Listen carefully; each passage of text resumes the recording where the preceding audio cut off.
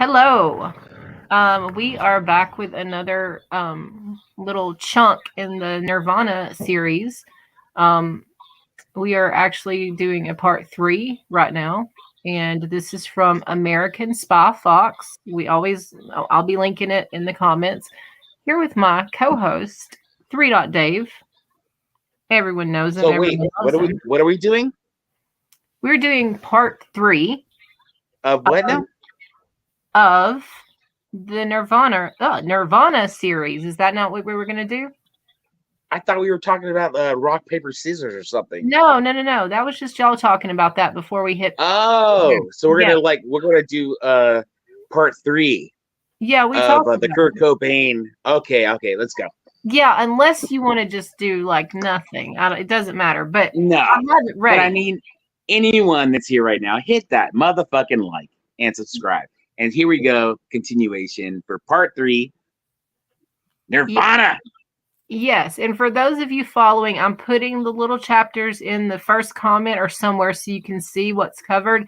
But there is a gap. This guy got some of his videos taken down for whatever reason. So some of them have a gap. And so I'm going the best I can. But there is a gap between 13 and 15. So we don't have a 14, but it's not so bad usually in these that you can't follow. So let's see. But we're starting at 15. I just figured out why my remote wasn't working. What? It's for my freaking bedroom. I walked out of my bedroom and went out in the living room. I was trying to like change my my TV around with that. Oh, and you so carried nothing's it. happening. Yeah, the battery was fine. I was just like fucking my TV up in my bedroom. Oh. Like hitting all the buttons. So yeah, let's do it. Alrighty. This is 15, but there's a whole purpose. Like I just said, he skipped because he had to take some of them down for whatever reason. All right. Yeah. Kurt Cobain's Last Days, their Nirvana series. You turned it up, but not too much.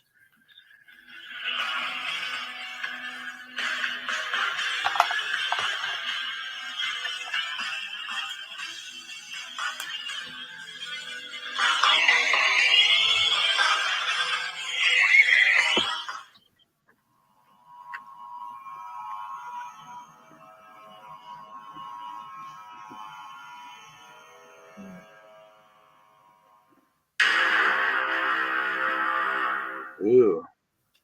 Okay, I'm trying to pull it back, so I'm here. That sounded kind of cool. Hey there. Oh, Are you looking to grow closer to God? Dive deeper into prayer? No, there we go.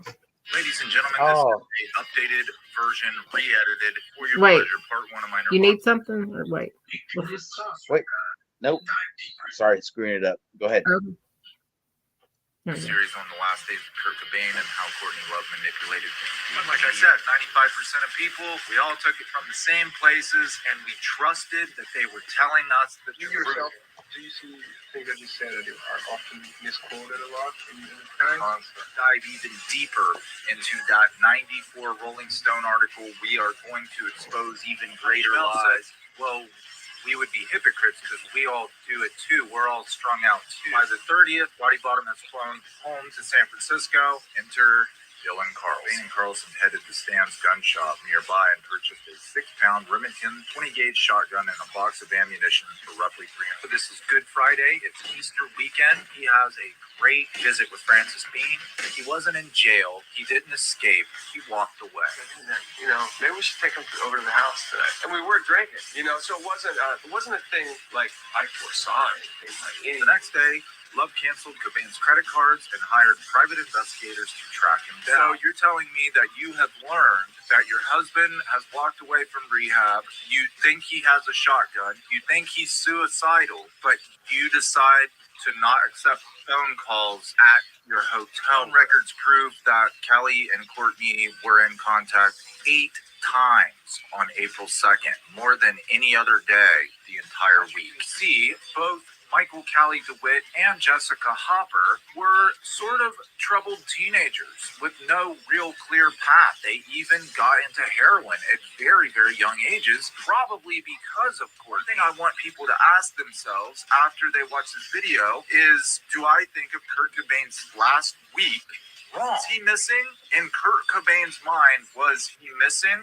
Or did he let people know he was alive and well and then retreated into the Aurora Strip to feed his addiction, as he had done several times before? Over the next couple days, Courtney is going to obsessively speak with Rosemary Carroll about a divorce, about money, about how she can get her hands on the most money possible. Cobain's dad told him that the investigation was just for show and not to be too thorough. Apparently, they followed orders. Detective Donald Cameron. King County Chief Medical Examiner Dr. Nicholas Hartshorn was an old friend of Courtney Love and her ex-husband, James Moreland. During the late 80s, Hartshorn was in the business of promoting punk rock groups.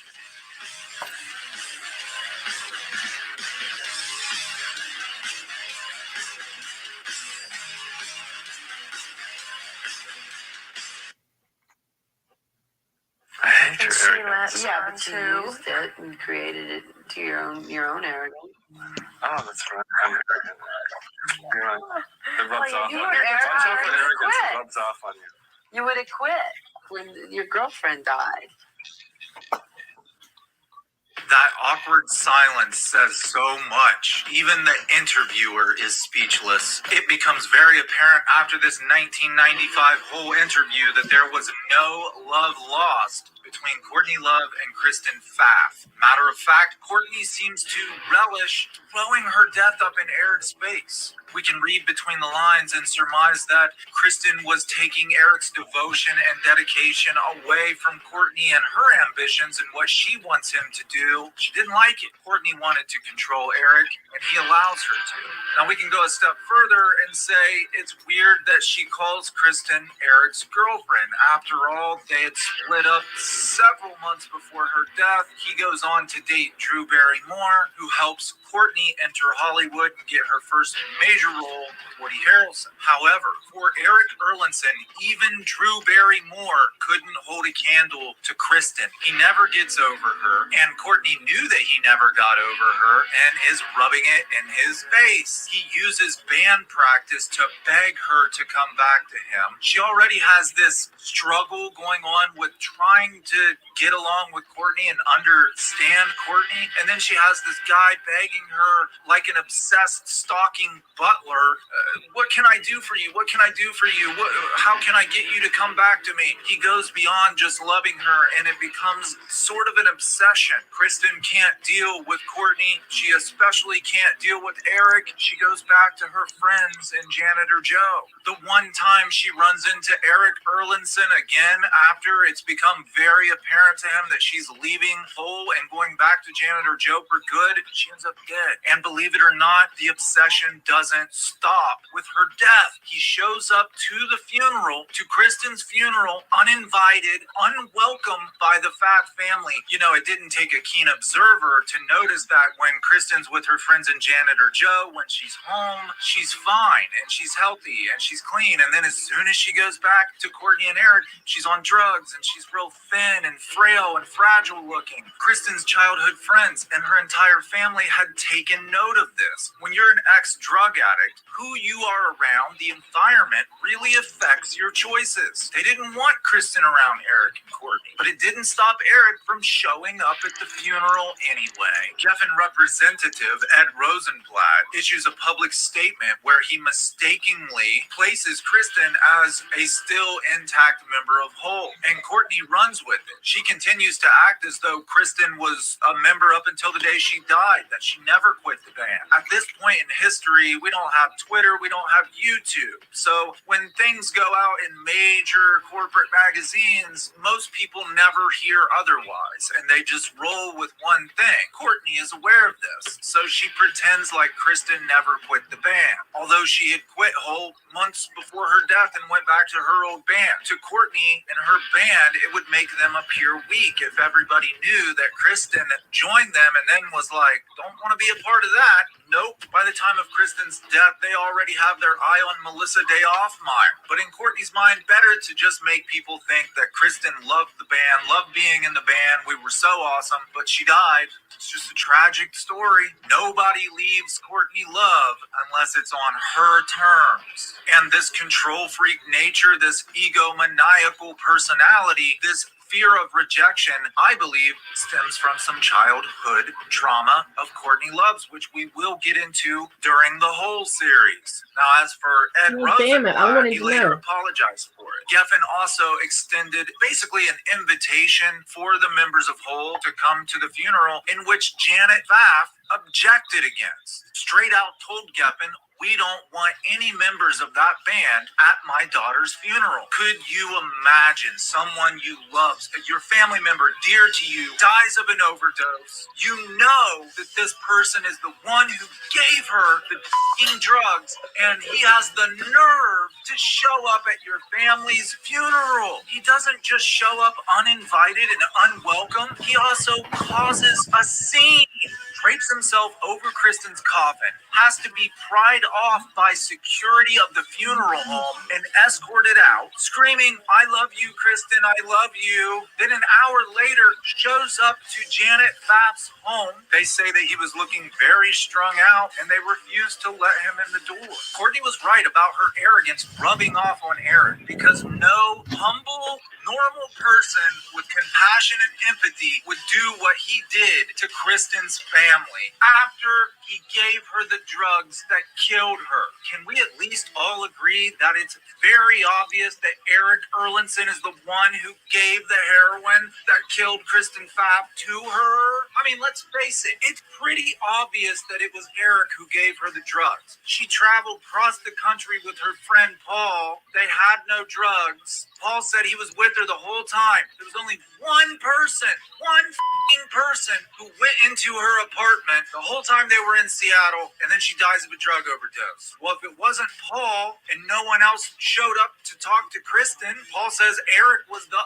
only person to show up the entire time they were in Seattle, Capitol Hill, at her apartment. So who do you think gave her the drugs that killed her? I don't know how Kristen's family has kept it together all these years. I've heard from people who've talked to them that they just don't want to be out in the public. Her brother Jason was very specific with me that he did not want to get involved with my channel because of possible financial repercussions, speaking out about a murder conspiracy. I've heard that they're afraid of Courtney and all of her attorneys, but I can tell you that if I was Kristen Pfaff's brother, I would have beat the holy living shit out of Eric Erlandson. He wouldn't have just been escorted off the property, and her brothers and her family had every right to be that angry at him. Later, Eric would write that many people died due to his mistakes. Understand this. Eric does not publish the words "people died because of stupid mistakes they made and I assisted them with." He literally says people died as a result of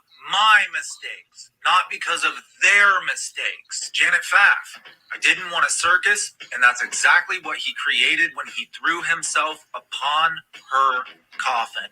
We can say whatever we want about Eric's behavior. Yes, it was uncalled for, but at the very least, what you can say about Eric is he seems to harbor some sort of guilt. He seems to be ashamed of himself. He seems to have some remorse. But as for Courtney, well, Kristen's adoptive father, Norm Pfaff, flew to Seattle immediately upon hearing about Kristen's death, and he met with Courtney and Eric. This is what he later recalled about that meeting to the Seattle Times. There was no sign or any type of remorse that you would look for in a person who lost someone they cared about. It could have been that Kristen died or someone missed a bus. Courtney didn't even have enough decency within her to pretend like she cared that Kristen died to her father, to his face. But what does she do to the public? She uses it to her advantage and tries to gain sympathy. Back in the day, all the celebrities had AOL. You guys remember AOL online? They'd send out the free discs to everybody, free internet for everybody. And all those early Hollywood stars, musicians, would start their own AOL little website. Even Halle Berry had a website called Hollywood. A lot of stars promoted themselves. This was social media before social media. It was really propelled by people just trying to promote their own celebrity. This is what Courtney posted to her AOL account after giving Norm Pfaff the cold shoulder. I'm begging you, pray for Kurt and Kristen. They hear it, I know. My friend has been robbed of her stellar life. My baby has no dad. Please pray for Kristen's mom. To Norm's face, to Janet's face, to Jason's face, Courtney could care less. But to the public on her AOL account, she's asking everybody to pray for them, and Kristen was her friend. Also, an interesting choice of words. She says Kristen was robbed. Robbed would imply that something was forcibly taken from you. There was nothing about addiction is bad. Look at what addiction leads to. She says my friend was robbed of her stellar life. Now, maybe I'm stretching a little bit, but wouldn't have been the words I would have chosen, on top of the fact that Courtney could have used it as a platform to speak out against drug addiction. Naturally, after Kristen's death, her mother, Janet, wants to know more about Kristen's time in Seattle and these people that caused her to get into this drug scene. The more people Janet spoke to, the more she kept hearing how jealous Courtney was of Kristen and Kurt's relationship. Kristen was a trained musician. She was an artist. She loved to read books. She loved to talk about the history of rock and roll. Kristen also understood genres and how they had evolved to come to the grunge movement, all things that Kurt loved. Even according to Dave Grohl, Kurt and Kristen would spend hours on the phone just chatting about music and art. While Courtney loved talking about how famous she had become as an artist, Kurt and Kristen were busy talking about making art. Kids, believe it or not, that is something that your moms and dads used to do. We used to spend hours on telephones just talking to each other. Me and him could have talked about Kurt and all Kristen kinds of were stuff. known to have 4 or 5 hours. Pause it. But what could I feel Hi, like, Team Rose. Hi, Debbie. How are you doing? oh, hey, I didn't even look. I looked down. Never look at comments. I'm bad about it. Mermaid's been like going, when is Team Rose going to stop by? Yeah, you've never come by, so I'm so happy. Hey. And I just glimpsed over and saw you. It's been hours ago now, but you were Hi, painting. Joe. So I didn't get to see what you painted. Yeah, Team Rose, now you're a part of our saga. We're doing like this Yeah. this series on Nirvana and Kurt and all the drama using this awesome dude's content that like freaking he's like done so much work, and we're just trying to like show it, you know. So I'm glad you're here. It's awesome. Yeah, I'm trying to get in here real quick so I can make hang on. There's several people in here. I gotta quickly hang up, make the moderator There you go. while I think of it. Team Rose, another mod status. Let's go. Because And Joe was hella sweet over in I know. Speakeasies. Do I She know was like Debbie?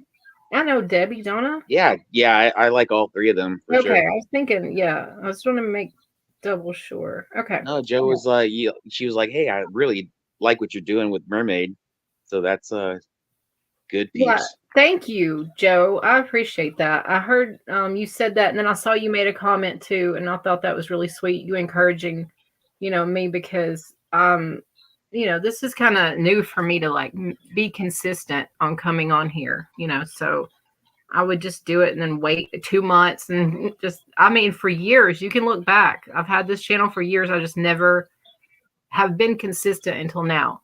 And it's something I am passionate about talking about, music. And then now we're kind of looking at behind the music, like some interesting stuff that happened. Hi, Wanda. Get it on the Wanda. ranches. I know you, Wanda, too. So cool. And yeah, you were going to Oh be. shit! Hey, it's a ranch party. Ranch. Anybody who's ever popped you get a ranch. Yeah, anybody who's ever popped in here, Rose, has known that that you are like, you're very important to me, and that you had probably been wrench number 2 right after I wrenched my co-host here so that he could do all the things and teach me all the things. You definitely, you would have been there because you know how I feel about you. I don't have to go into all the mushy stuff, but I'm so glad you're here. It's good to see Yeah, you. it's so funny, Team Rose. I was like, just before I came here to like do this last live, I saw you like grabbing your boobs and like thrashing them around, and yeah, that was funny. Oh, hang on. I gotta grab Gail, and while I'm moderating, let's go ahead and I think I got you, Gail. And someone else came. Did I miss somebody after Gail? Or is that it? Gail, Wanda. Because all y'all are my Team Rose Gail family. got it. I don't think just Wanda hasn't said anything yet, but I think she's good. Yeah, and I think Green Eyed Angel, y'all already had okay. Shit, what was I gonna say? Oh, I can't. Why'd I lose it? Oh, Rose, you must have told everybody to come on over because I'm getting a nice little chunk of people. So Yeah, nice flood, right? Thank It's like you. I want to come up on StreamYard to say hi. That is so sweet. If you told them all to come over and you're sending me, a rose petal bouquet and just bringing them all over here, that's awesome. They may be like, what part are you on? Part 3 of what now? But they can always go look back and see what all are. It's been an endless deal for us. Yeah. Yeah, really we has. just like did something totally different, out of the norm for us. Yeah, we're just listening to little pieces of this guy's kind of what he's dug into and then stopping and making our little commentary. Or if we see some of y'all in the comments, I have been doing really well until all of a sudden, the minute I start like slacking up on comments, boom, there's my girl Team Rose. I'm so excited to see you though. I'm glad Dave was like, get your head out your ass, Amy. Look. Yeah, okay, drop the link. I guess we're gonna like, maybe can this and do it another day. Well, it's already up there, pinned. All right, so it's pinned there, Team Rose. Come on up. Let's say what's up. Pinned.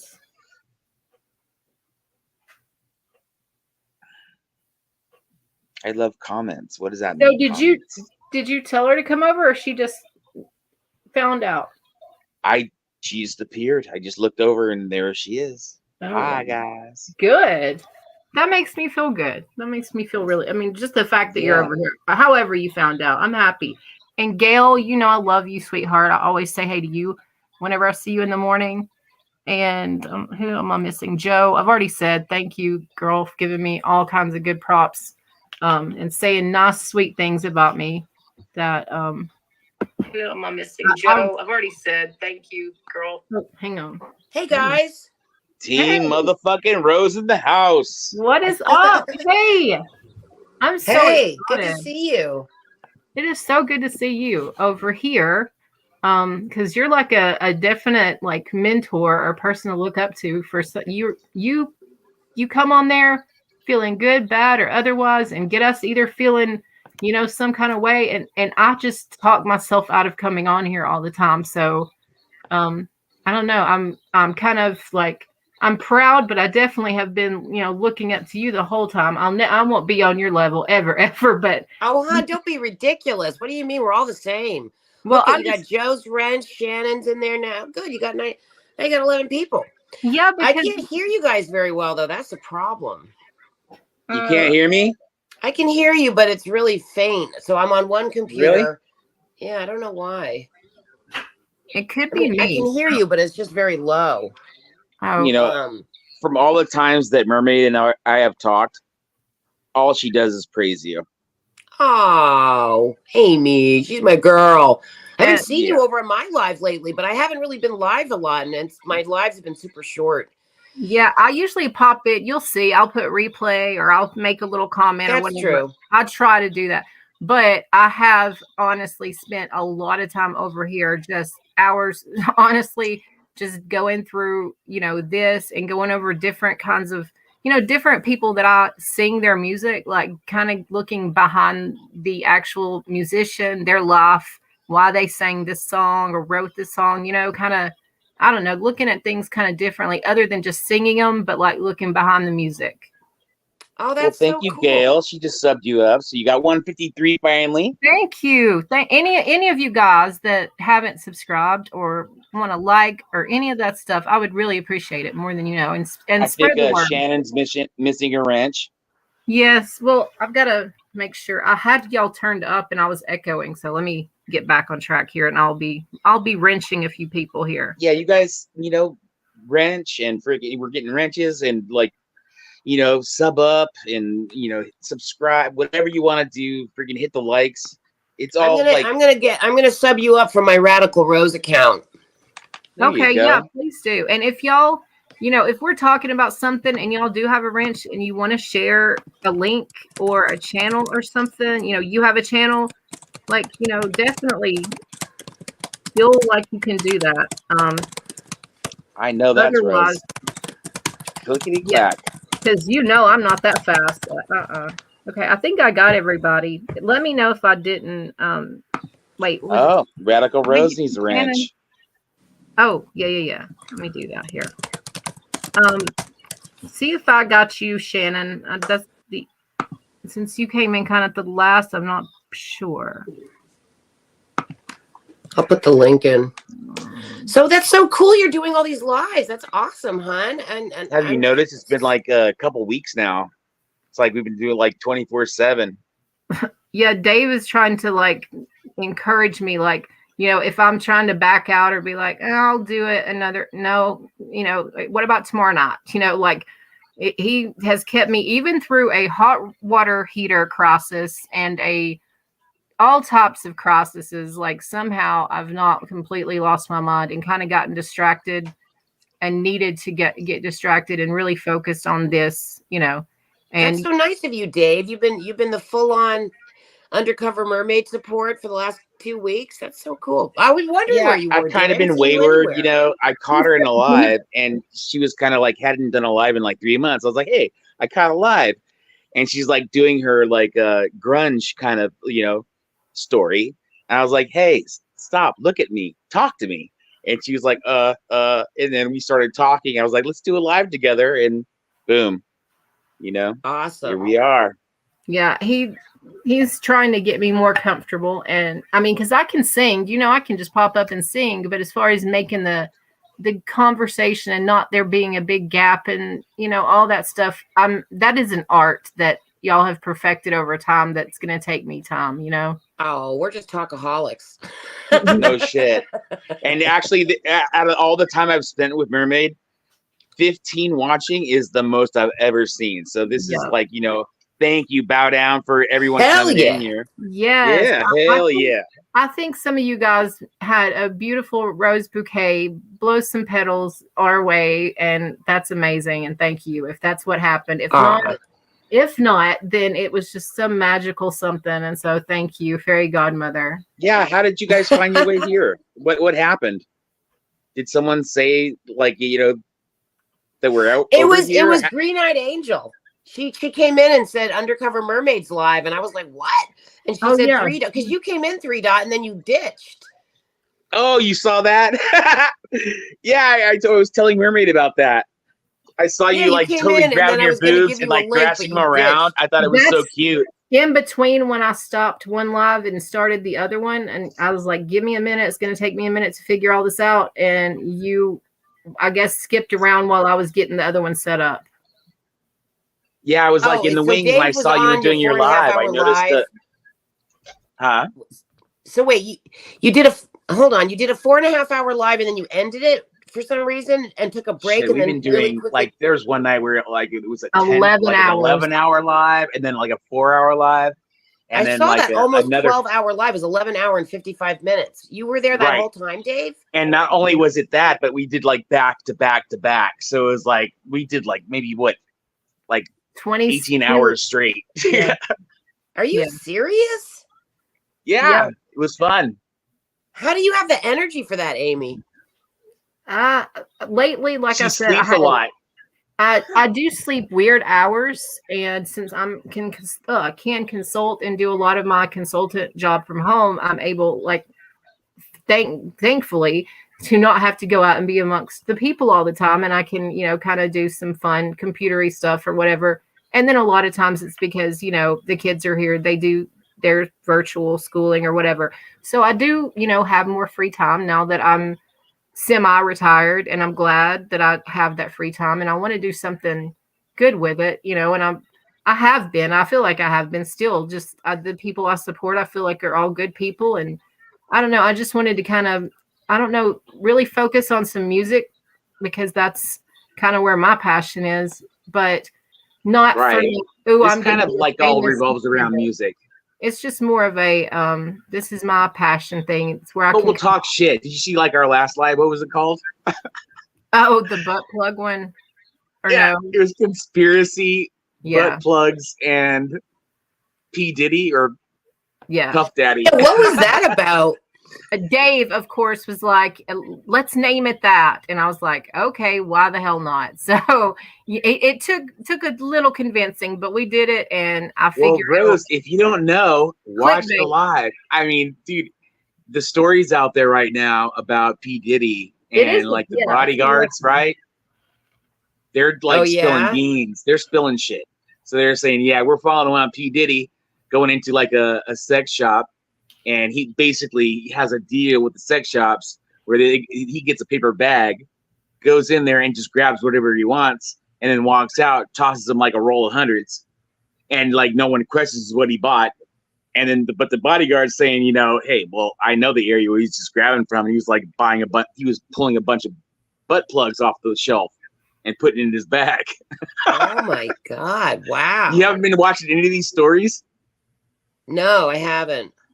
Oh wow, dude, you're missing out. The I drama guess is I like, am. Fill it's me in. Fill endless. us all in. Well, Now, hang on, apparently, hang you on. know, Debbie- that P. Diddy's Debbie thinks- compound got Yeah. raided. Diddy did it, says Debbie, just so y'all know that.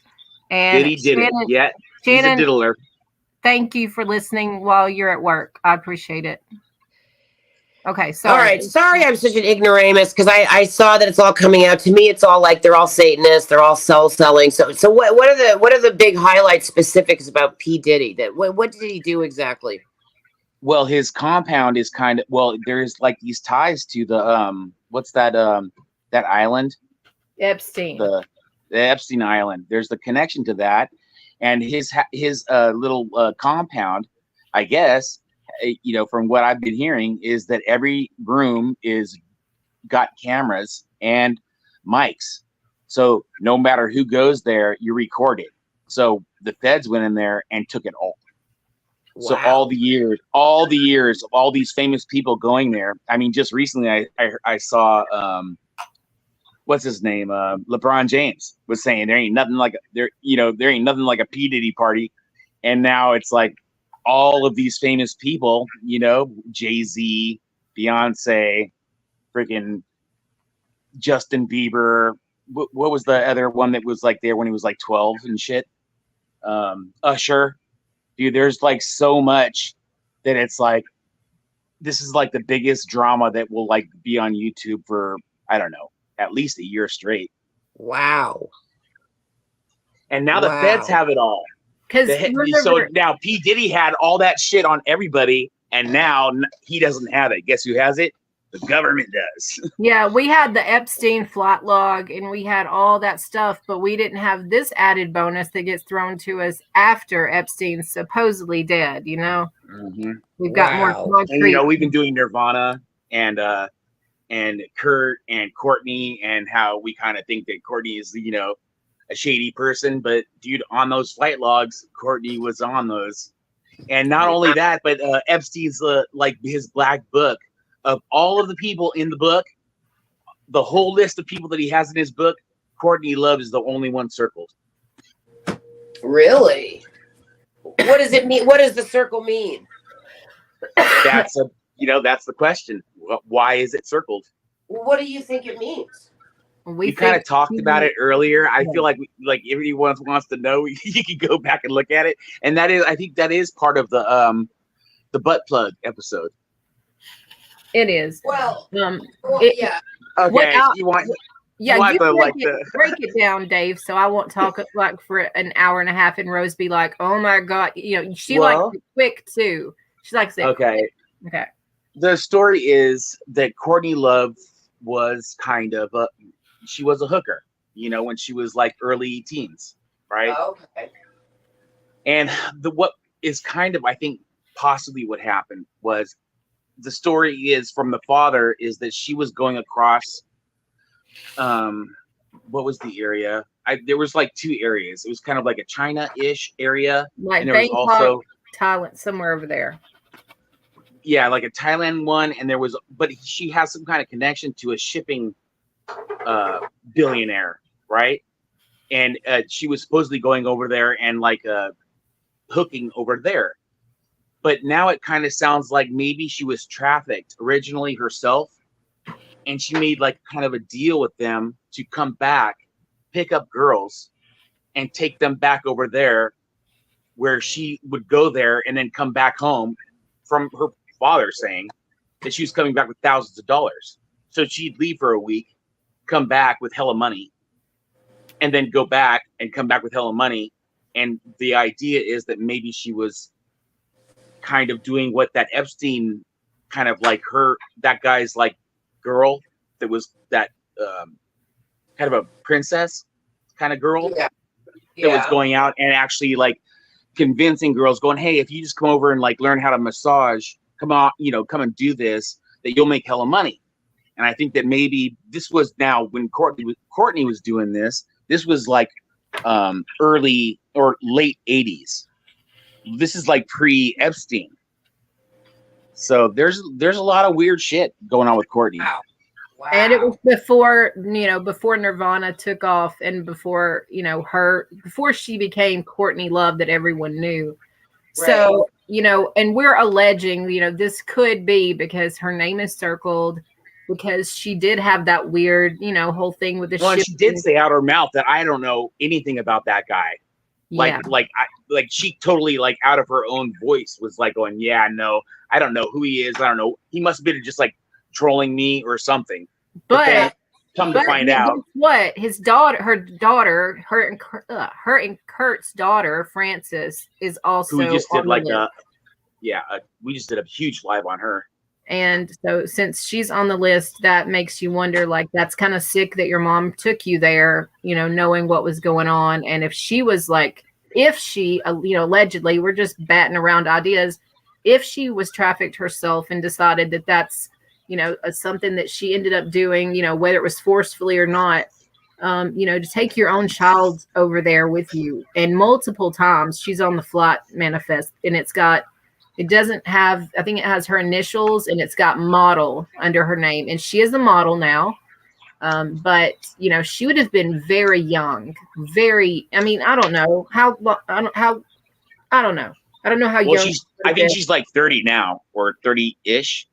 So she might not have been as young as I thought, but I don't know. She still would have been kind of young, in my opinion, for her mom to be like, hey, you want to come over to this crazy little place?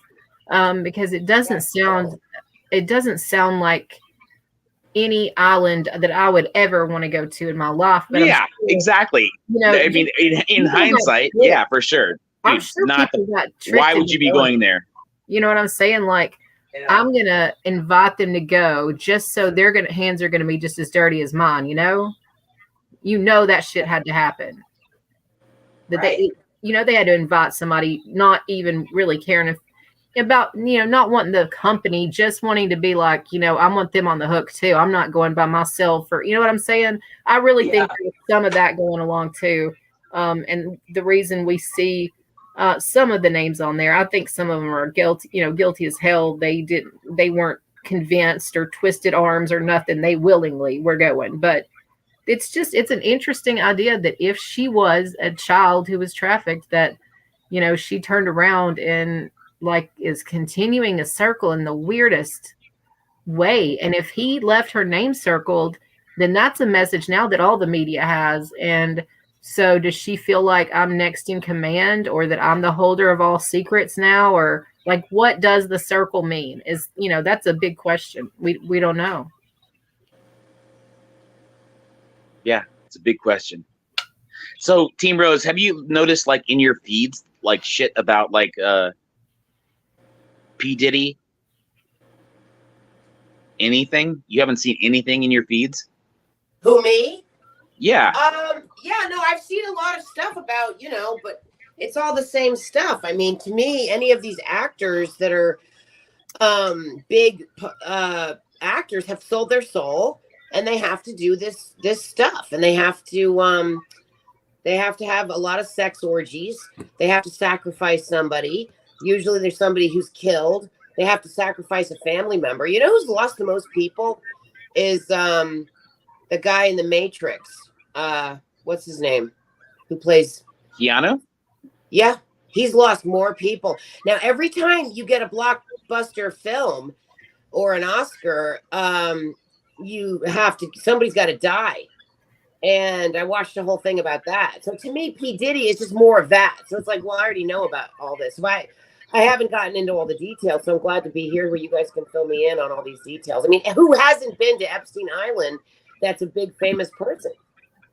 Yeah, right. It's weird. I mean, the manifests actually show them who actually went there.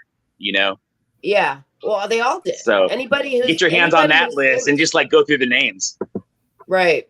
And I'm sure you'll be like, oh, Tom Hanks. Oh, I mean, Hillary Tom Clinton. Well, Tom Hanks. Oh, there's Bill. But you know who, like, you know who's on the list the most, Team Rose? Who? Yes. Bill Clinton. Donald Trump. I heard he wasn't on the list. Now you're saying he was on the list? He was like going there every week. What? I thought he wasn't on the plane at all. I thought they had a falling out. No, this was like back in the day. No, they were like, he was like going there 24/7, 7 days a week. He was living there. Seriously? Oh my God. Wow. What about Biden?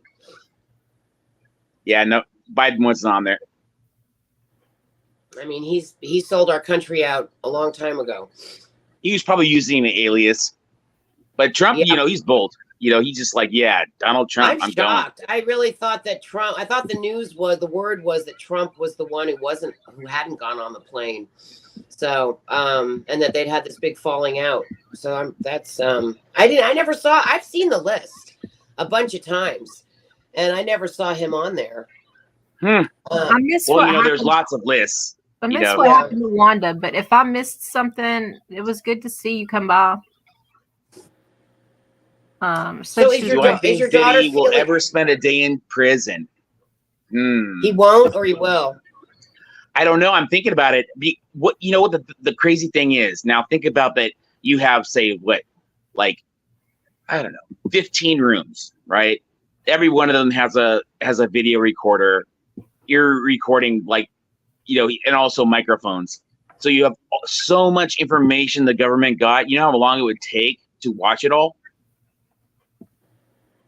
Yeah, it's insane to even think about. You'd have to have like the biggest brain trust of people going over and filtering through everything.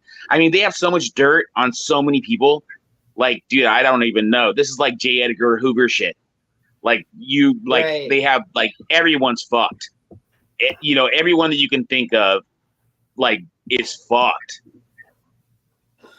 Wow. Yeah. So what are they going to do with all these people? I would say I think we're gonna get an influx of money.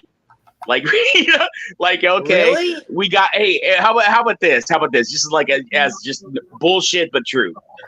How about LeBron James? We have a video of you doing Diddy or Diddy doing you.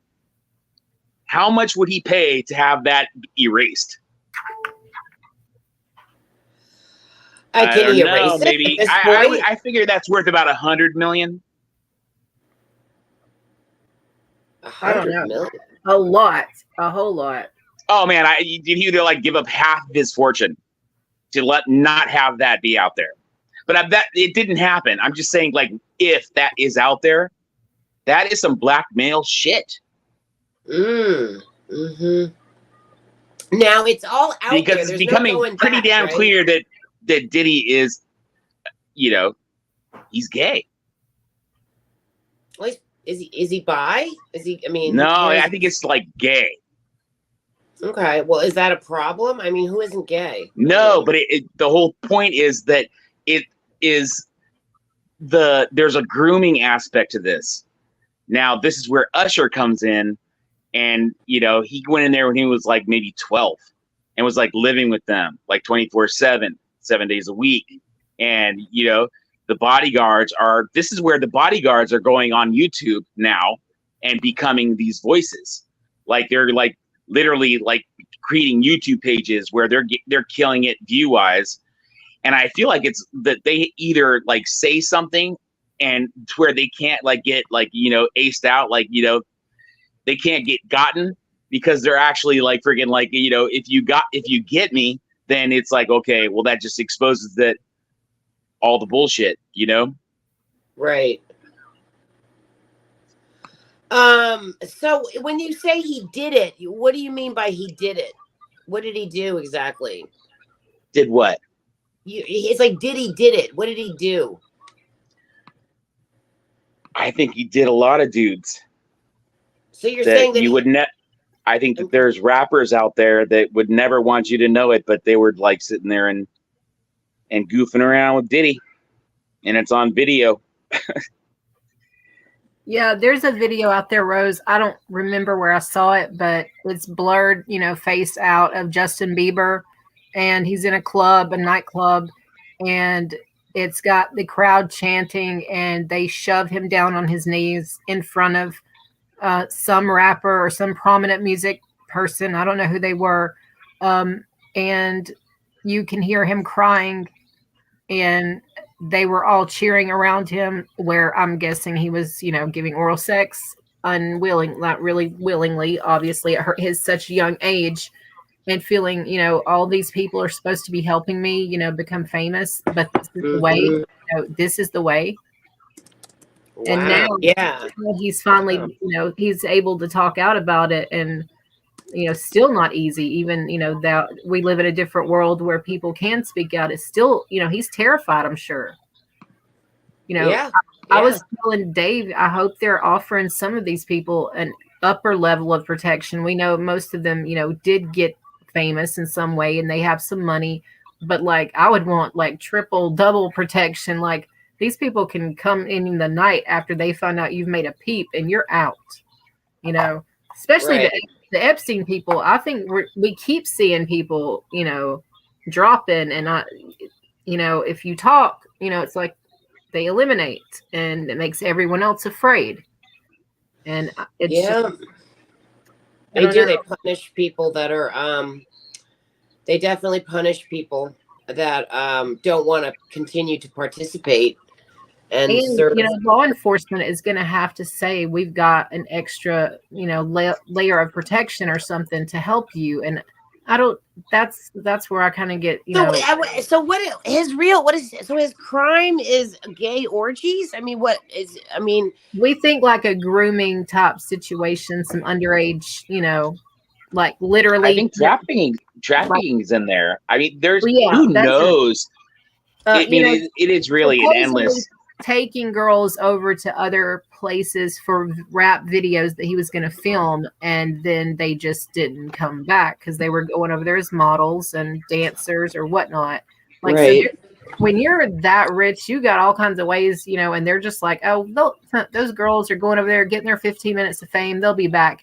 And they don't, and no one questions. And there's all kinds, literally, when we started talking about the shipping thing with Courtney, and we started talking, I mean, you can kind of just like have a sudden like, aha, no wonder, that makes sense. I know I've seen you have them on your show before, like that all just came together, you know, and it took, you know, several minds put together to make it, you know, happen. But definitely possible. Yeah. And there's just this, dude, I don't know what, the stories are just coming like left and right. You can't like if you look at your feed and you like, if you just type in P. Diddy, you're going to have video on top of video on top of video of people like talking and telling stories. Of his sexcapades. I mean, the stories are of him being involved in orgies and Epstein Island and young girls, right? That's both. And I think mostly with him is boys. Yeah, young boys that wanted to make it in the music industry. So it was almost like a Michael Jackson. You know how the big Michael Jackson with the young actors that would come spend the night and stuff. It's almost like a, you know, let me take you under my wing. I'll show you this awesome weekend and, you know, whatever, take you to the club and, you know, then let me humiliate you in front of this group of people in a weird initiation or whatever, you know, this Yeah, is. how you said initiate. That's kind of how I'm seeing it. Is like pay your dues by like Yep, exactly. This is and it's through like gay sex type shit. Yep. And Yeah, wow. you look at that kid. He's been really a mess for a long time. Like he came out, you know, really strong, and then he had like a big religious, spiritual, crisis with that weird guy that he got hooked up with. That like he followed him on all his speaking engagements. He kind of quit music altogether, and it was a really like brainwashing kind of guy. Y'all got to know who I'm talking about with Justin Bieber. And so to me, that poor kid, you've watched him go through some real like messed up emotional and life events. And so you're thinking, what is he doing to himself? Like even physically, his outward appearance. So I think, and there's also like this connection with the Kardashians. Yeah, I think that Kris Jenner, as far as Justin, been I think like really close with Diddy in all this. Yeah, I could see that.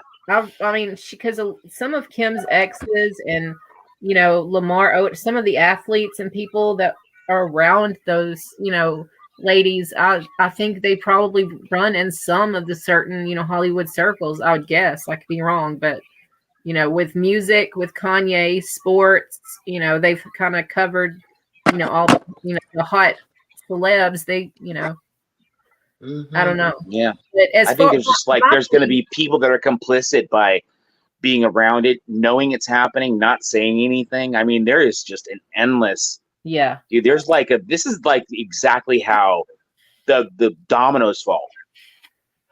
But listen, let me ask you. I just want your opinion. Y'all may not have followed it, but do y'all remember the weird guru, like leader type dude that followed Justin Bieber around? Do y'all kind of see where he's had like some real like kind of breaks, and it kind of makes sense now? Like I don't know who you're talking about. Who followed around Bieber? Justin Bieber. Yeah. He had a guy that he got really involved with in a huge mega church, and that guy started going to like Oprah and to any big interview he had, and really taking over and like talking about his spiritual awakening and this and this, and like kind of not really letting him say a lot for himself. And he then he kind of changed his outward appearance and got set it up and whatever. Then he got married and had a baby. It was just like just change, and you could just see, especially in the whole spiritual journey part, like that he was like clinging on to that older guy that was the minister. It really screamed, I've been here before. Like the minister was doing the same damn thing to him, like there was a creepy vibe there with me. Oh, and that's news to me. He stopped doing his music during that whole time. He just stopped music completely. Hey, James, you're right. It has nothing to do with grunge. This went awry. Team Rose fucked it all up. I will change the title. I just don't know how to do it like right now, but yeah. Don't be blaming me. But please, it's all Team Rose's fault. But everything's my fault. Whoever saw it, come back, and trust me, we've talked a lot about grunge, and we will be continuing to do so. Like, there's so much to talk about. It's not just gonna be anything tonight. Jane? So, what does this have to do with grunge? I don't even understand. Grunge music, Nirvana. We were talking about Nirvana, and that's like the whole grunge '90s alternative music stuff. Mermaid has this history of being a groupie back in the day. Yeah, so she's a huge music fan. So her tint on what she does is kind of has a music tint, Yes. And there'll be a lot of music talk over here. I'm don't even see who you're seeing because I guess I have a delay on my computer. I don't know. James came in and just was asking about grunge. Okay, well, welcome, James, and definitely. I mean, we've been talking about Francis Bean for like 4 hours. Like, earlier. Shit, that lasted forever. I've got to change up some things and put it, publish it or whatever, and definitely check it out. Check it out. It's not up yet. Maybe I guess. Yeah, I don't think it is up yet. I gotta upload it, but there's others. There's part 1 and 2. Anyway, definitely check back, and we've been, doing this pretty consistent. So yeah, please, we got lots of Nirvana to go before we wrap it up with the whole, what I've been wanting to do, the whole conspiracy true crime. Does Hi, this Katie. all tie together? And Katie. I think it does. So Good morning. Well, yeah, true Katie, crime. hey. Well, how do you tie it together? I think it's tied together because I think the whole world is crime. What isn't true crime, But what do you mean by tying it? Go ahead. As far as what we've been, going back behind the music on some of these artists and like about their family lives and how they died and things like this, and like these are huge icons that are all dead now, and do their deaths have something linked in common? And was it suicide? Was it murder? That's kind of what we're doing. Yeah, and plus, if Courtney's involved, hers can spiral out into a couple of directions. Yeah. If she's involved, it's murder.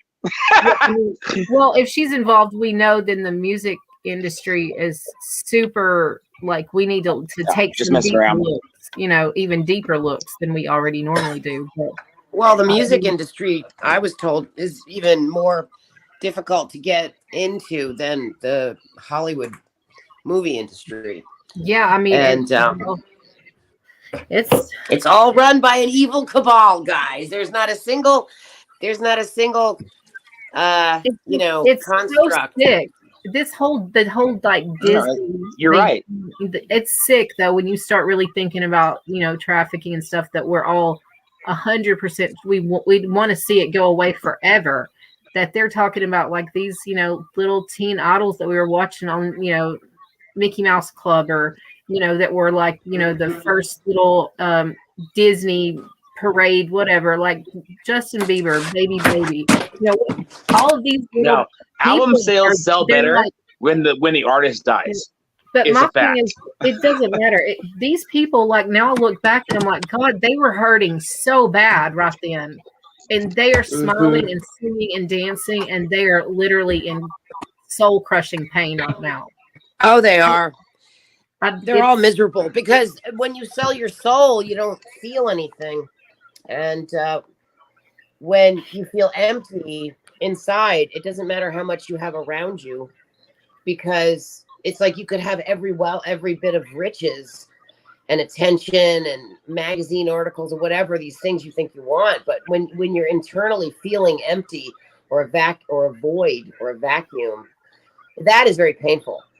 And, Mermaid, does that sound like Courtney Love?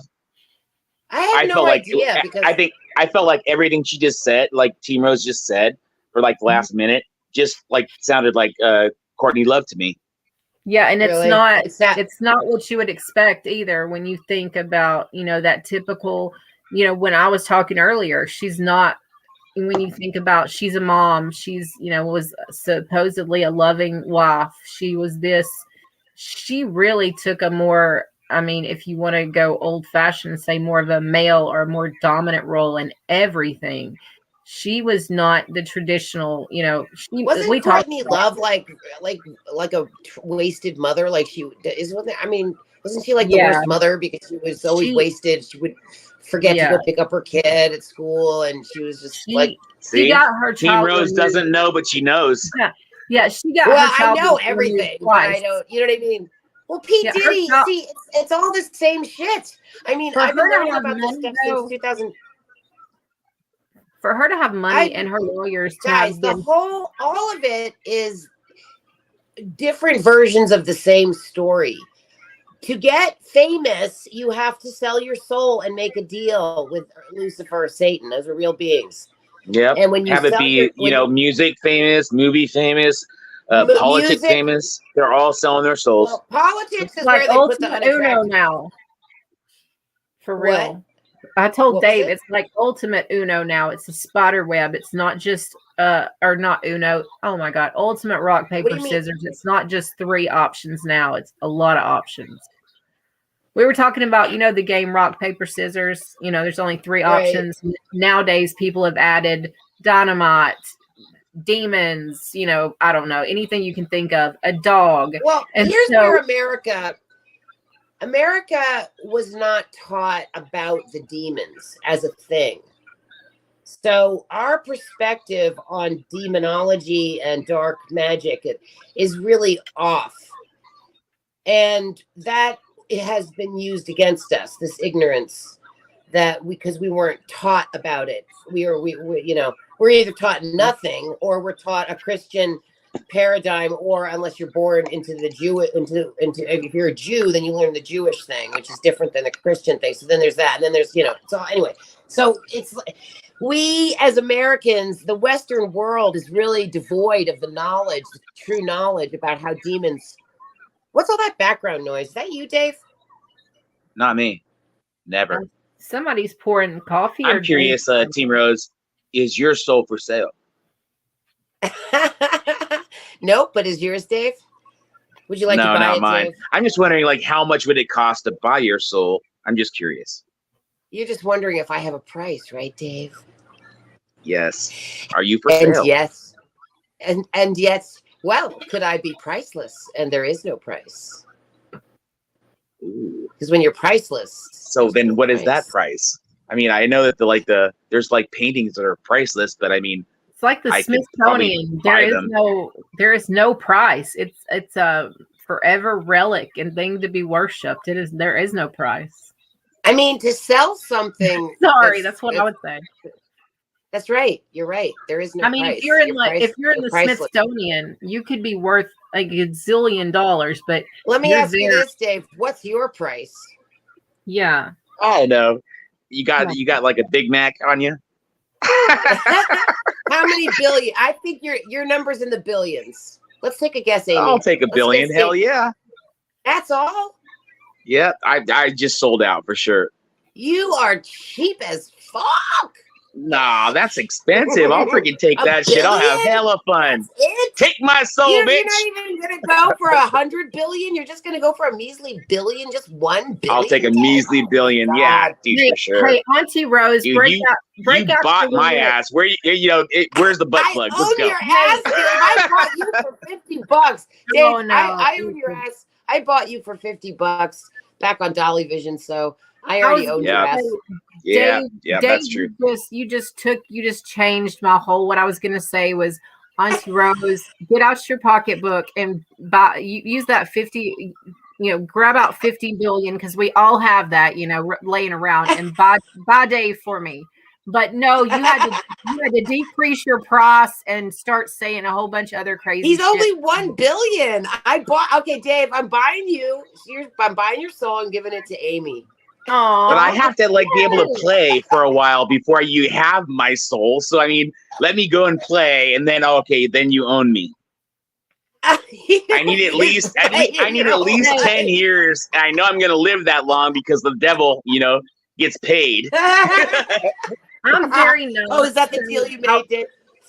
Don't you think, Rose, I would probably give him the time because I'm really nice like that? Yeah, you're crazy. I take that bitch right now. You be under me. Oh shit! Get away 10 fucking years. Hell no. I'd be like this freaking boy toy. Come out of the closet, bitch. Do your duty. You'd be trying to get back to me for 10 years. Are you kidding me? You wouldn't want to be away from me for 10 years. You'd miss out on all the fun. Oh, see, mermaids. See, this is what we do. Yeah, dude. This is like it's inevitable. Yeah. It is. Jimmy's only 5 million. I was like, yeah, what? He's cheaper than that. He sold his ass for 50,000 subs. Pay up, bitch. I'll never forget that time I asked Jimmy how much his soul was for, and he said, I'll dance for you for 5 million. And I was like, 5 million? That's not even 10 million. I said, Jimmy, you're cheap, Jimmy. You're damn cheap. Some people are so cheap. Then you got people like me and Amy. We're like, nope, we're priceless, bitch. You can't buy us because we ain't got no price. We're too high. Too high. That's it. $3 Dave is under. He is what? Yeah, me too. I am like, dude, I'm burnt. No, So I think this is like, she's laughing about the comment, I think. I don't know. Because they're talking about how great you are. I feel like this is a great end to this Oh, live hey, Katie. Wait. for Hey, me. For me, if anyone wants to come up on StreamYard, you know, who has a voice, who wants to have a voice, Gail, Joe, Katie, yeah, I miss Debbie, Katie. I'm sorry. I love Yeah, we you, can have come up Katie. and say hi to Mermaid and Team Rose while I step down and just be a witness. You're leaving? Can you guys? I would like to see, you know, something other than me. I feel like you're a great co-host. Do you think you could like pull that off for a second? Team Rose? Team Rose is like, I came over here to make a cameo, and you're like, you're putting it all off on me, buddy. I mean, it's just today, just right now. I finished what now? Yeah, 14 hours. You have put in your time for real, and I'm Wait, hold on. Yeah, I'll be right there. what? Okay. Oh my God. I cannot believe Dave. We know that was full of shit right there, Dave. He is full of shit. Why did he do that? Why did he suddenly run off like that? Because he knew that we weren't going to let him go that easy. So he just thought, oh, this is great. I'll act like someone's calling me, or the cat needs me, or I don't know what the fuck. Yeah, why did he want to dip? That's interesting. Well, I think because is he in the chat? I'm sure he's going to be listening. Because we're talking about soul selling and he can't stand it. That's what it is. Oh my God, Dave. I don't think that's what it is. Honestly, I think he wants to see, like, other than just like joking with him, like how well I would do up here, just talking about something like we've been on a topic, and like with me just free, how me and you would like just do free form, you know, instead of I've had like a little bit of a crutch by going, we're gonna follow this story, you know. I haven't done a lot of free, you know, kind of free form talking and stuff. Dave got uncomfortable because you probably know better. I mean, I just think it's weird that he ran out like that. I think that's kind of weird, but it could have been a topic because he knows I've always wanted you to come over here, so he's probably like, oh, you know, I don't want to, you know, whatever. No, it's the soul. It's the soul selling, but I haven't seen Dave in quite a while. He's been over here for 2 weeks. Is that what you said? Yeah, he's been over here since I've been going live. I've tried to go at least every other day. And then we got into doing this and trying to cover like 3 or 4 chapters so that we can get to the end of it. Because this, at first, the one started really, really long. And it takes a long time to. So Dave has pretty much been your co-host for 2 weeks. I mean, from the get-go, I never intended to even stay on. I go live, I sing my song, I get out. Usually that's it. People leave me comments on occasion. Like, I get hardly any views or likes, whatever. I move on.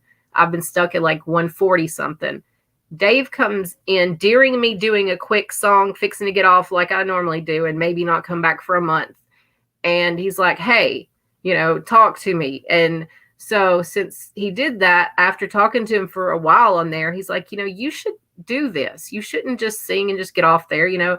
And so I was like, okay. So I went back the next night and we started talking about something I was interested in. And it just kind of, from there, it was kind of like, well, you know, it's kind of nice to be, even if it's just me and him and like another person that pops in from here and now, it's nice to be talking about, you know, something I'm interested in, you know, with somebody other than the kids, like about music. And hopefully, you know, some other people will pop in, and we have had some, just like some of my karaoke people, you know, some other just people that were popping around and probably hit the hashtag grunge music or whatever. I don't know how they ended up here, but it was kind of cool, but small numbers.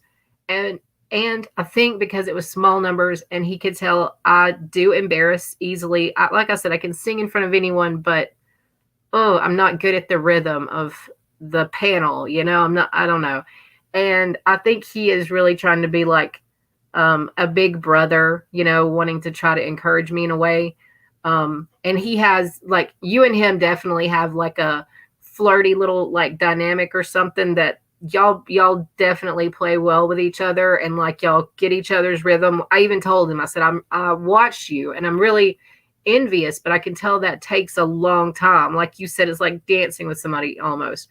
And me and him want to blurt out something at the same time. And it's like, no, I'm going to say it. No, I'm going to say it. And so we haven't found our little rhythm, even after all these hours. What do you mean? Dave and I talk on top of each other all the time. Yeah, but you can't. But Dave loves to talk, and anybody who loves to talk and Dave's going to talk on top of you. Well, I do too. As well. Don't worry about that. mean, he and I, once we, got to talking, we're constantly like trying to like whatever. And he is usually like, no, I'm going to forget it, or what, this is important. I'm like, so is it here, And I just told him that I thought it was cool. Like, I think you sort of demand a sort of respect where he's going to eventually like be like, okay, go. No, I had to drop him off the panel to get to. Don't you remember that? Or sometimes he does. We fight all the time. Me and Dave, we fight all the time. I'm always like, Dave, let me finish my sentence. And he's like, no, T Rose, I'm talking now, because Dave thinks when he's on panel, it's all about him.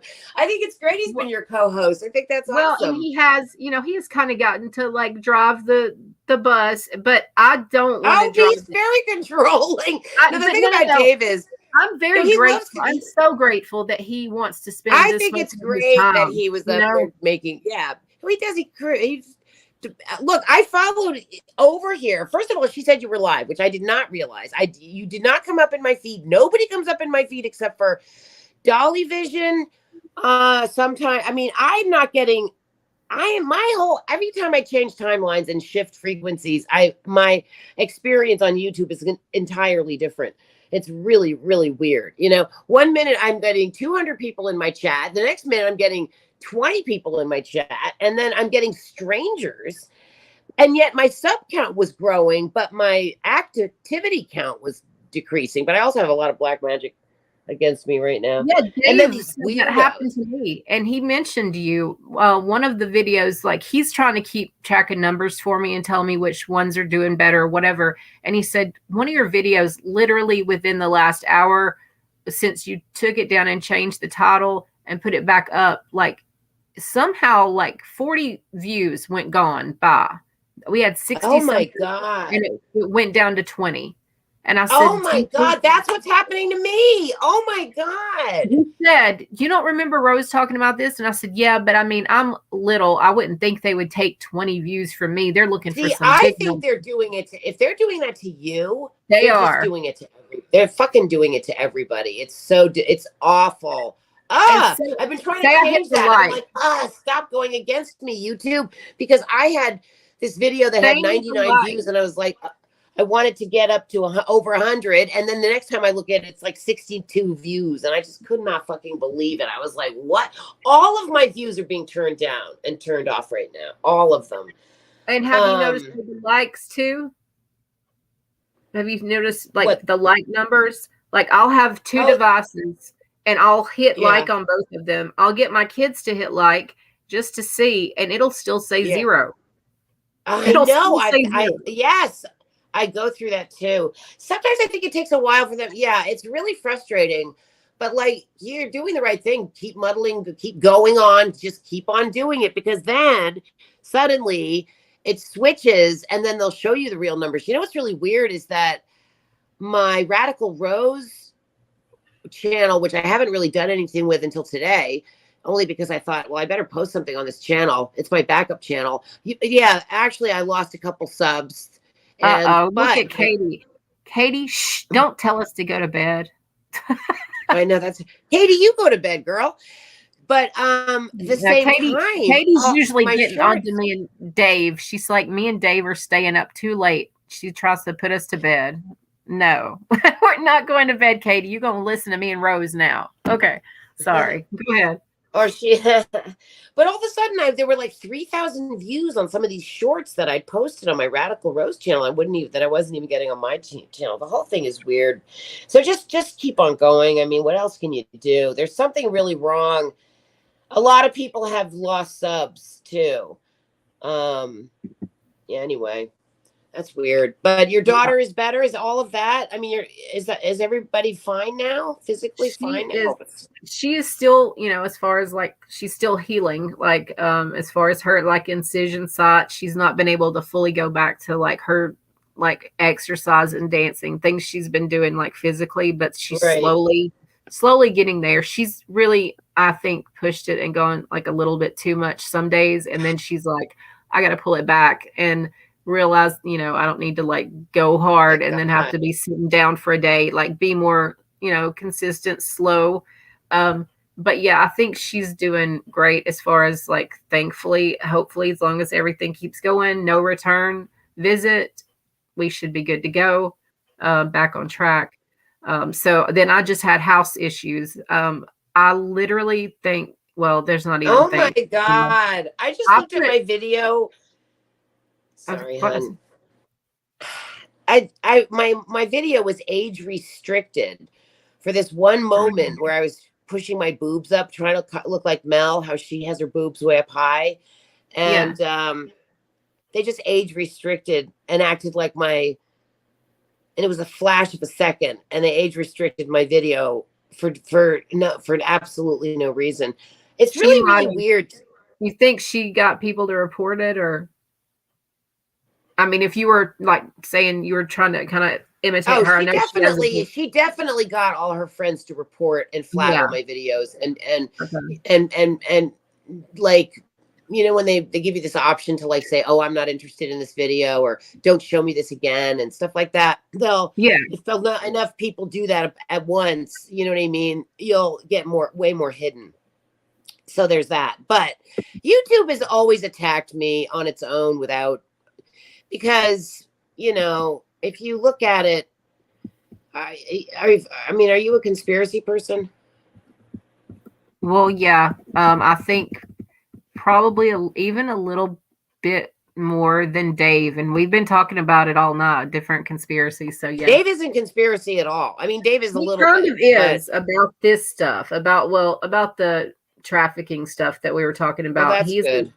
He is open-minded to talking about that now that I think now that more people are seeing it's all around us, that it's really because of that guy. It's that movie, Sound of Freedom. That's what I think it is. Yeah, and that's another reason I wanted to do this kind of over here is Chris Cornell from Soundgarden. You know, a lot of my grunge idols from the 90s, actually, two of those guys who are dead now were involved in the Sound of Freedom and actually were working on the part 2, and both of them have now unalived themselves. So there's another that is where I'm going to tie this all in when I say they're crime scenes, they're, you know, unaliving. Wait. Go back. Who killed themselves? Well, Chris Cornell. One of them is Chris Cornell of Soundgarden or Audioslave. You know, he hung himself. Chester Bennington of Linkin Park, who was his best friend on Chris's what would have been his birthday. Chester also hung himself because they were best friends. They both were involved in the Sound of Freedom and were working on part 2. And I put a link in the video that's going to go up here in a little bit when it finally uploads, that has this guy that's talking about a project that they were working on in, I think, Turkey. And it's like a 6-minute video. It's not very long, but it is super interesting about harvesting, about a lot of stuff I've heard you talk about, plus the Sound of Freedom and kind of the work they were doing, where they were going before both of them lost their lives. And, you know, some hypothetical why and how they both did it. And, you know, just some really odd things when you look at his little 6-minute, and then a lot of the kind of things that I've looked at just as a geek behind the scenes, want to know more, music girl here over here. I've found like so many connections to where this guy's kids are getting older and he wants to do a charity, and this is what he really wants to work on. And his best friend, same, they're both, you know, in their 40s, 50s, musicians, successful, and they've got money to give. And not only that, but they want to be in the, you know, producing, constructive part of it. And then not only that, but they want to actually go over and help.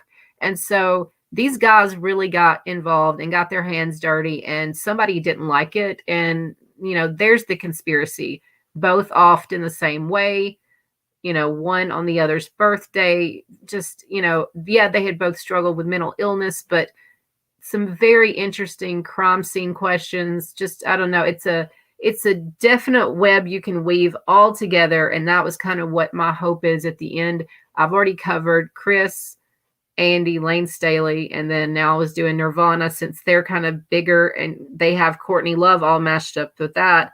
And then all of them put together, looking at all their deaths, why, all of their crime scenes, how could they be connected? A lot of what we're seeing, conspiracy allegedly, is there are some wives and girlfriends that know a lot more than those singers that are dead ever knew. Because those So names, you think they were murdered? Is that right? I think, yeah, that, someone, whether it be just some rando hotel staff person or whatever, someone was put in a position to, make it look like, oh, well, he has struggled with mental illness and, this is what happened. But, when you start listening to the very last 20 minutes of their life and you look at the crime scene show videos of whatever, there is no indication. And I know it happens with mental illness. It can flip like a switch, but there is no indication at all. The guy just called for a TV to be brought into his hotel room. He had always asked for him to never have one in his room. And that night in particular, he talked to his wife on the phone. I mean, he came right in. He didn't have a backstage meet and greet, nothing. He was tired. He came in, whatever. But he literally was waiting on the hotel to bring him a TV. So you don't make a call and expect for a knock on the door when you're about to do that. Also, your bodyguard's next door. So in the event of an emergency, he's going to have a key to get in your room, right? Why is he having to kick your door down? There's a bunch of weirdness. And then when you look at, okay, that's not exactly what all he died from. He also has a bash to the back of his head. Why? Oh, wow. Then they're explaining it away by, well, when he was cut down, his head hit and all of this stuff. But, the fact that there had to be an investigation is a whole nother story. Why didn't they just call it what it was? They saw it called, the fact that they had to question it means there are things to question. And then you look at, his friend, who was almost a year later, but it was on his friend's birthday, I guess sitting around thinking about his friend, it makes sense, he would do the same thing. But he was continuing with his friend's work in this charity in helping save these children. This was their passion. And so his friend died. He had young children that he was their godfather and vice versa. So he had taken on the godfather role of Chris's children. Their wives were super close. He had plans for the future to continue to carry on, this project. He wanted to see it all the way through. It made no sense. There's a video of him the night before he got home, before he got on the plane to go home. He's playing the Bean Boozled game with his kids, where you taste the jelly bean and you might get a gross one or you might get a good one. And you have to just taste it and then spit it out if it's gross.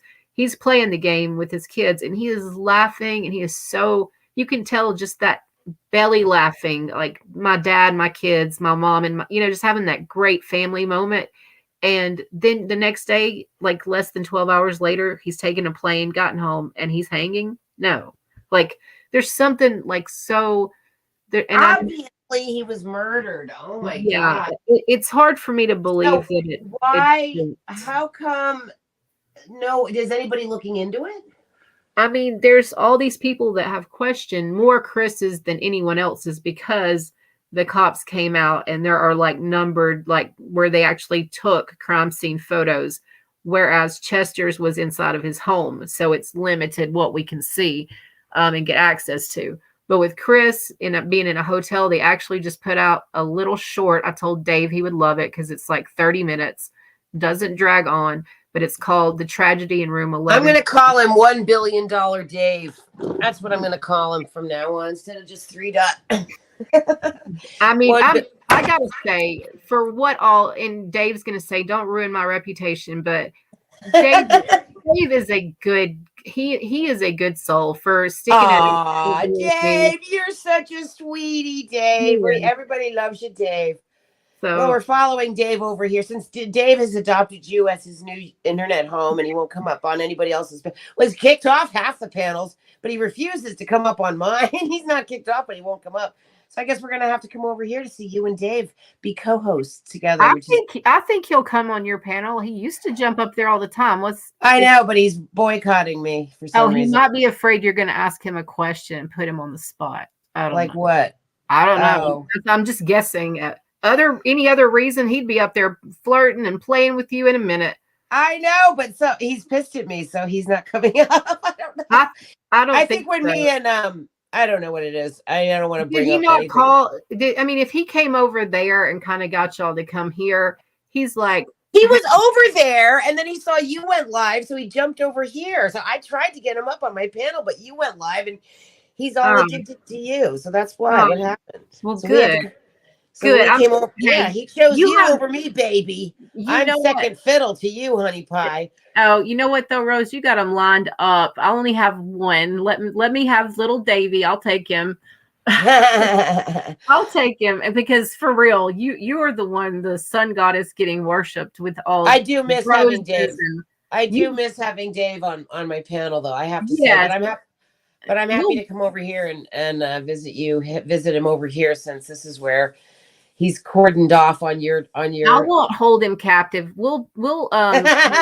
Maybe you both can come over to my panel sometime. Yeah, that's what I was gonna say. When I see you live next, I will tell him, let's jump over there and yeah, you both can come up together as a team, since you're like joined at the hip now. Yeah, we're super glued together. Yeah, you're super glued together. So. No, I did look and I was like, oh, okay, I wonder if you're doing kind of like Rebel. You were doing the painting, but you had just started. You only had like 20 people. So I know you had just started. Dave loves me. I love you too, Dave. I like the way Dave says Team Rose. So I hope you're working on your painting and we get to see it. I can show it to you. Oh, did you finish? Yeah.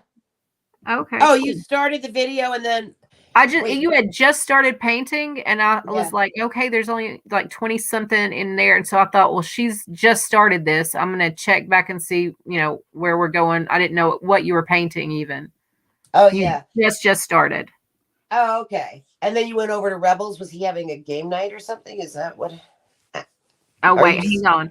Hang on, Katie. I meant Mermaid and Dave Rose when I went to bed. They were live. Love you, Amy. I love you too, Katie. And see Dave here.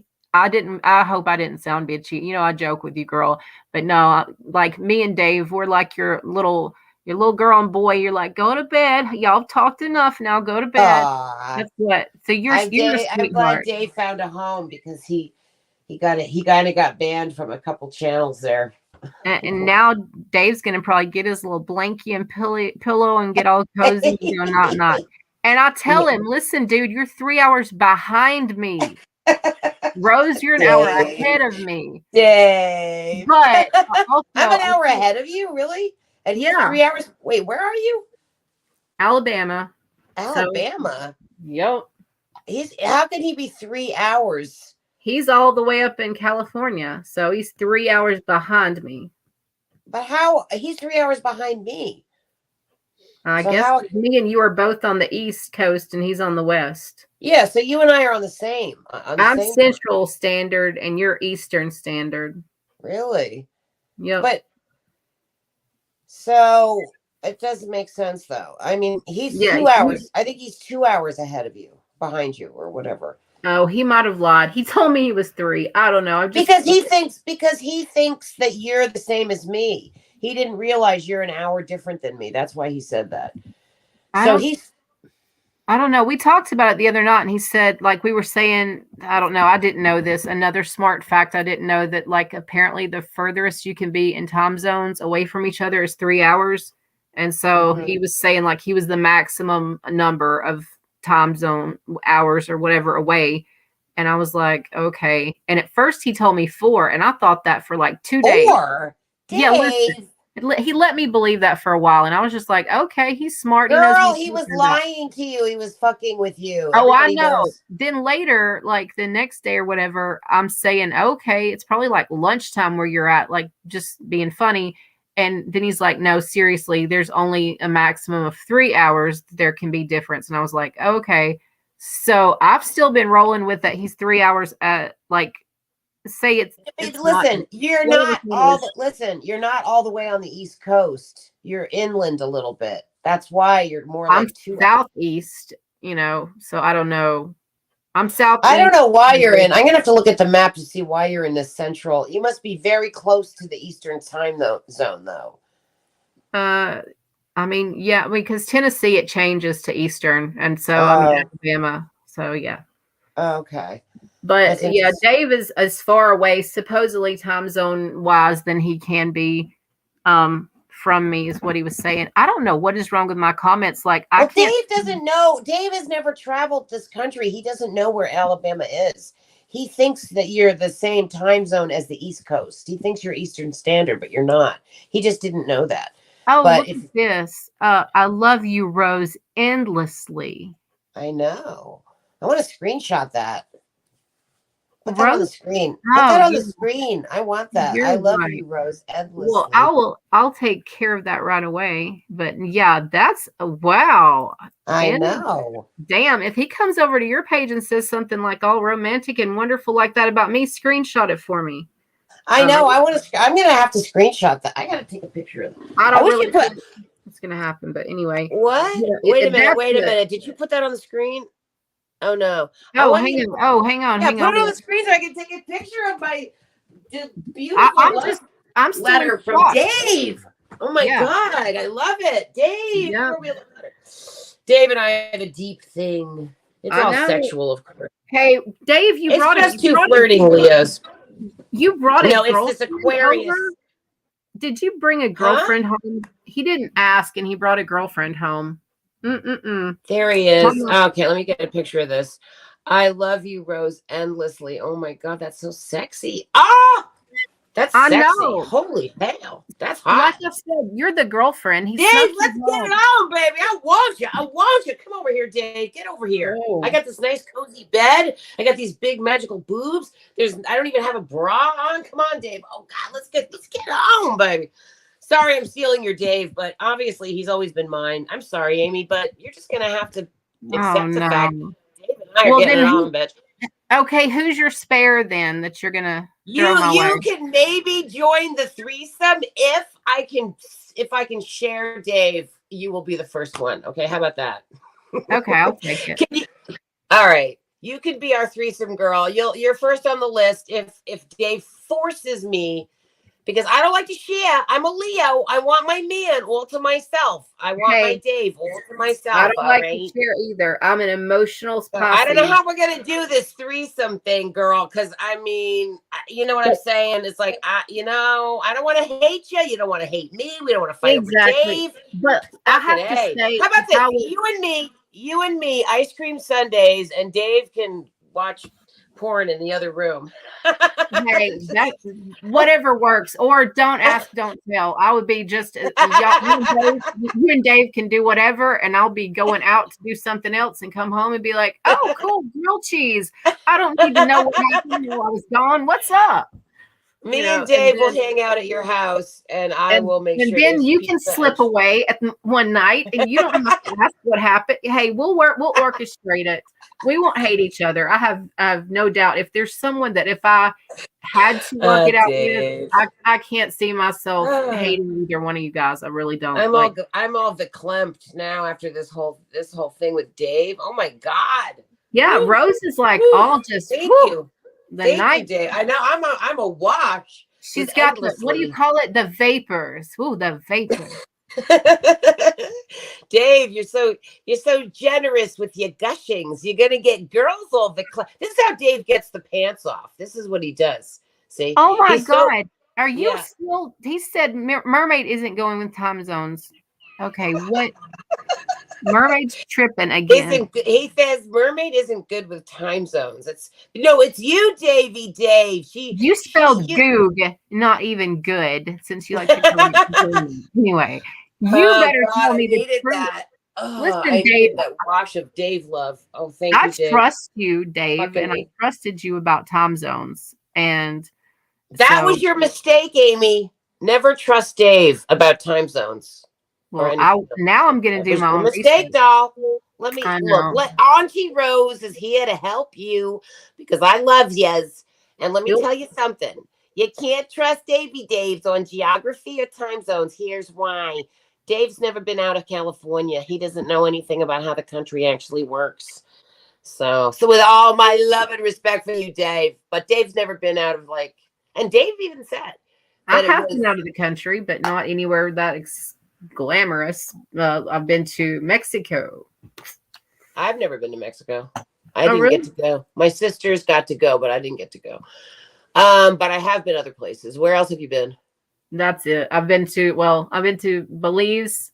I don't know if you would consider all of that. Belize, Honduras, Mexico, a cruise, 2 different cruises. So all of that combined.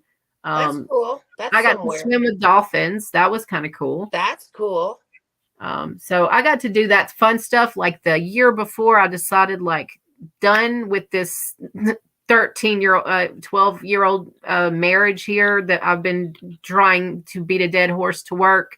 And we've gone on these wonderful trips and we've made these great memories, and it's just not going to happen. So yeah, that last year before I said it's done, we went on 2 different cruises. It was going to be like my 40-year-old bucket list situation.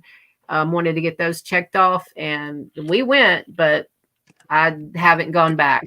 So I lived it up. They were great trips. I haven't been, back on a cruise, or really, I haven't been out a lot as far as traveling since then. I was telling Dave this, and I know you're a badass boss ass bitch, but I was having to have home repairs done. So you said that so well. You guys just rolled off your tongue, because you are I do look up to you amazing, a lot. Girl. I look up to you a lot. You know this. I don't even have to tell you. You can tell me. You can tell me anytime you want. I definitely do. I look up to you, and badass boss ass bitch. You just your confidence. You don't question. You have a lot of confidence, and I really wish I could. I'm trying. I'm learning and trying to build that up, but it's going to take some time. It takes time. I mean, it's years on the planet. Honestly, that's one thing. Try to live as long as you can. How old are you, hon? I forget how old. Are you 48 or no? You're not that old. Yes, I'm approaching there. Very well. Okay, you're 47. Yeah. Okay. Yeah. And just had a birthday, so. But yeah, it's not my whole thing is, you get your confidence tore down. It takes a while to build it back up. And that's what I'm trying to do. So I always, you are a badass boss ass bitch and boss ass. And I see you, handling, your properties and all this stuff.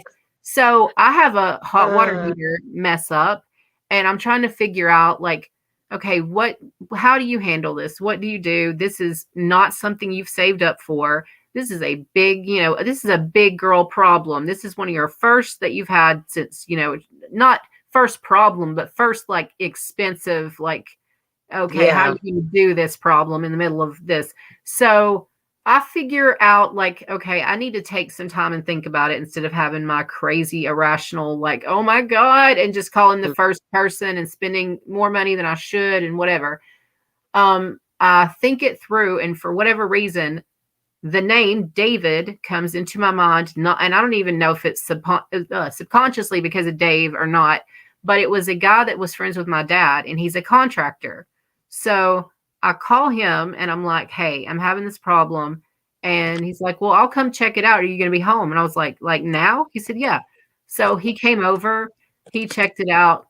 He, really sat down and caught up with me on some things because, he's known my family since before Lainey was born. I have a picture of her looking out the window at he and his crew building a deck for my pool.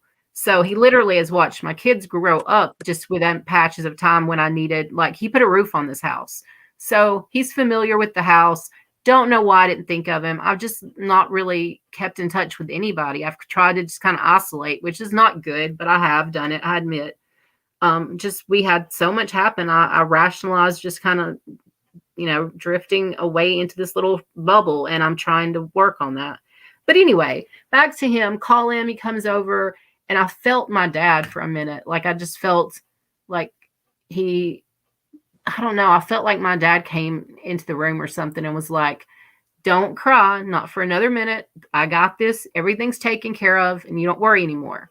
Because that's what he would have said. Like the men in our family, we didn't have many, but like my grandfather or my dad would have said, I don't want to see another tear. I've got this. You just go do what you got to do, honey. I got this. And I want to be, I'm all about being feminist. I'm all about, clearly I've run a whole household for all these years by myself, but I also like that. I like feeling that warm, safe, like I've got you. I know it's the divine feminine's need, I miss the divine masculine protection, which is a natural and good, healthy thing. It's not. And I miss it. I've been. Yeah, I know. I feel that. I've been like more than 7 years, because I have to say, even before my husband was gone, like he was kind of gone. So, I mean, yeah. I've been 100%, just me for a year, almost a decade now. And wow. It's, even without my dad, without an uncle, a brother, a nana, none of that. So anyway, this guy, because he knew my dad, he knew like when he saw me, like what emotions I was going through, what I was saying to him was like real. And so not only did he kind of get a better deal than I expected on the hot water heater, which was amazing, miracle to my ears.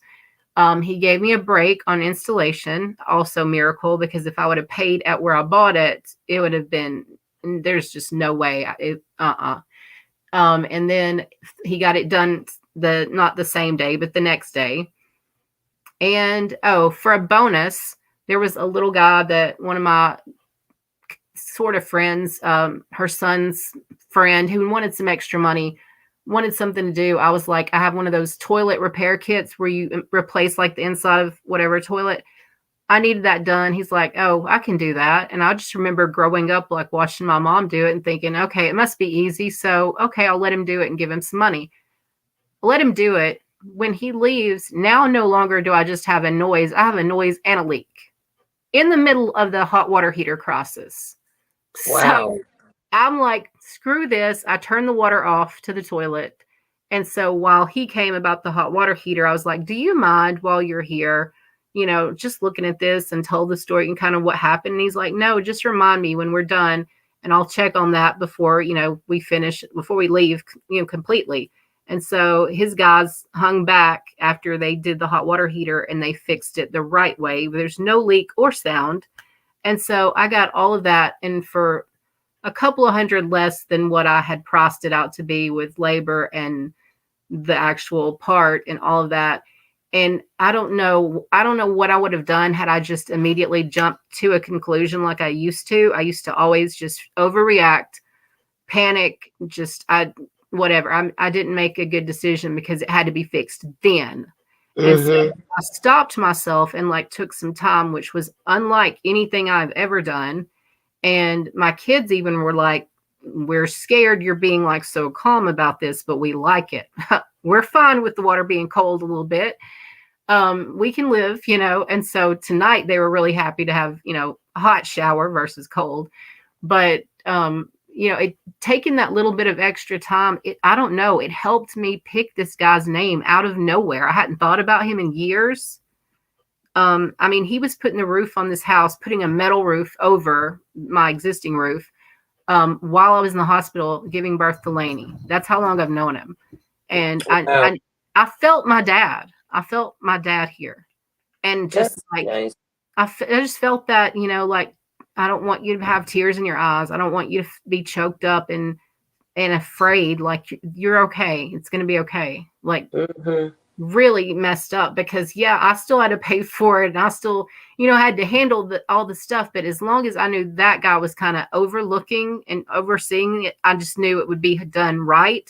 He's licensed, bonded, the whole, he's not just, on a professional level, but that he would make sure like he's the kind of guy that'll come back later and check up, you know, a week later, things still working out right for you? You know, do you need me to check on anything else?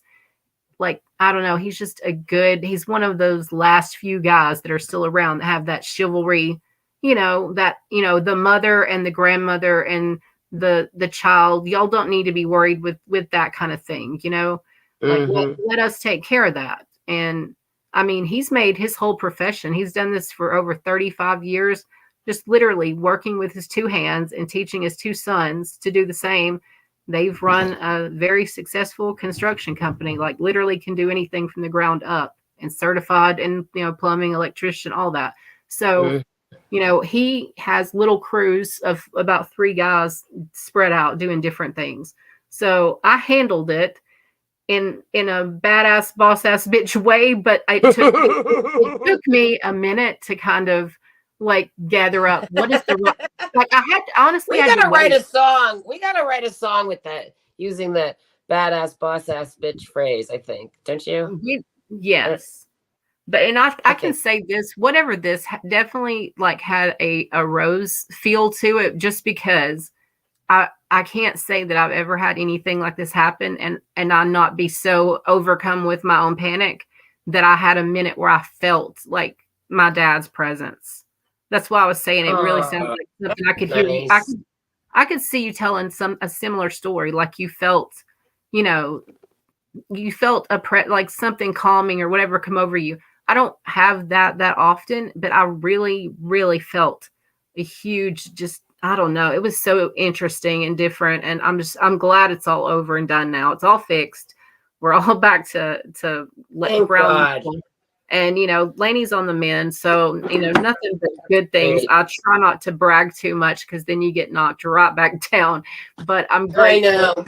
I'm grateful for, you know, where I'm at. And, you know, I'm grateful. I'm so happy that you came over here. And yeah, you and Dave, I cannot break you guys Me and up. Dave, oh my God. I don't know, man. The power couple. I can't, no matter what I do. No, yeah. It's too much. Dave is mine, oh mine. I'm just gonna have to own that shit. I'm just gonna have to own it.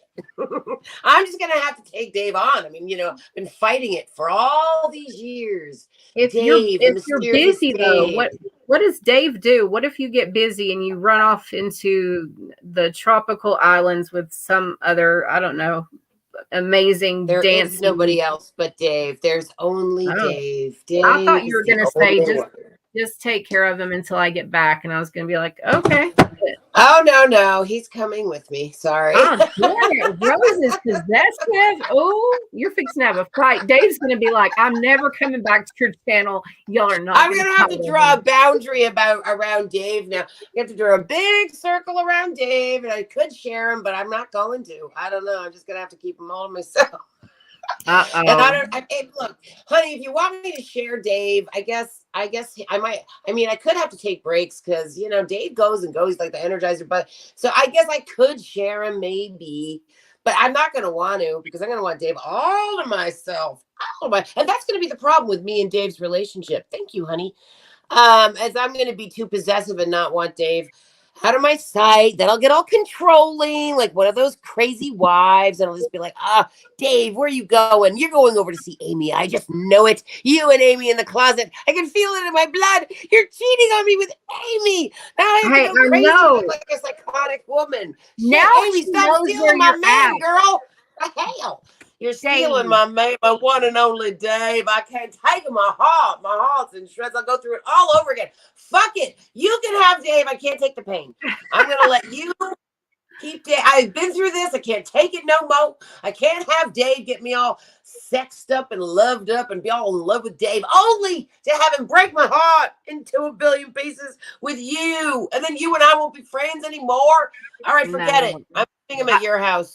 I'll come visit once in a while. I can promise you, if there was a choice, you are definitely his hot older lady fantasy, not me, like probably older. I don't know. I'm gonna guess 7 years, something like that. I'm just hot older lady throwing a number. I don't even.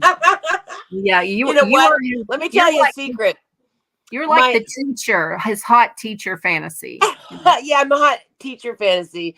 My ex-husband, my second husband, was younger than me by quite a lot, and he liked older women, and he liked mothers, and that's what turned him on.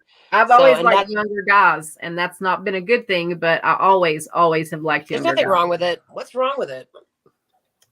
Nothing. just- I'm just saying it for real. I can't judge on age because I married, and not only did I have an affair with him, but I had a love child with him, and then I married the guy. That's how insane I was. That's how in love with him I was. I was just, I know you said you let him kind of talk you into it, that you were like, I'm not going to have I'm not getting married again. Like we're good like we are. And you said like after he talked you into it, it was like, if we would have been fine if we would have just stayed, like we were. Like it's weird. I hear a lot of people say that, like, well, marriage is, I feel like back then, at least on my previous paradigm, it felt like to me, if you got married, it was almost like you cursed your relationship with the wedding or something. It was like people just started to deteriorate once they got married. And the big climax was the wedding, which was early on in the relationship. And then it all went downhill from there. And maybe, not always, but I was really raised to believe that based on what I saw, based on what people said, based on what my mother said about her marriage to my dad.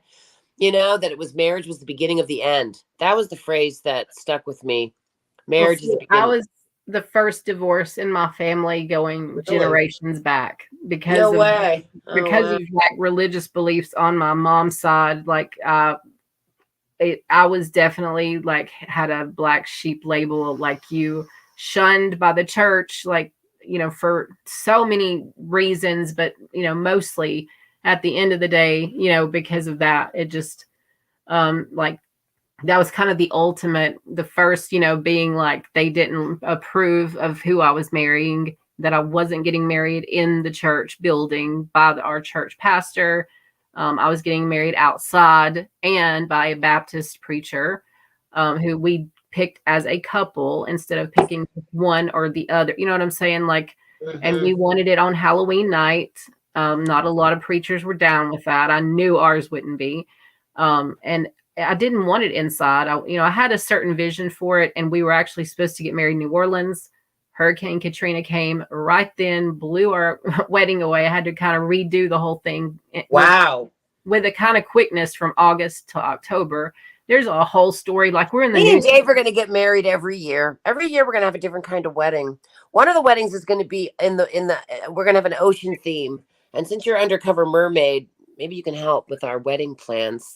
Oh yes, I have tons of ocean and mermaidy themed stuff. Really? Hey, be careful, Rose, when you get all sexed and tired out from your honeymoon activities and you go sleep. I could just swim up from the depths of the ocean, and Dave away and take him down at the under, and you'll never know until you wake up.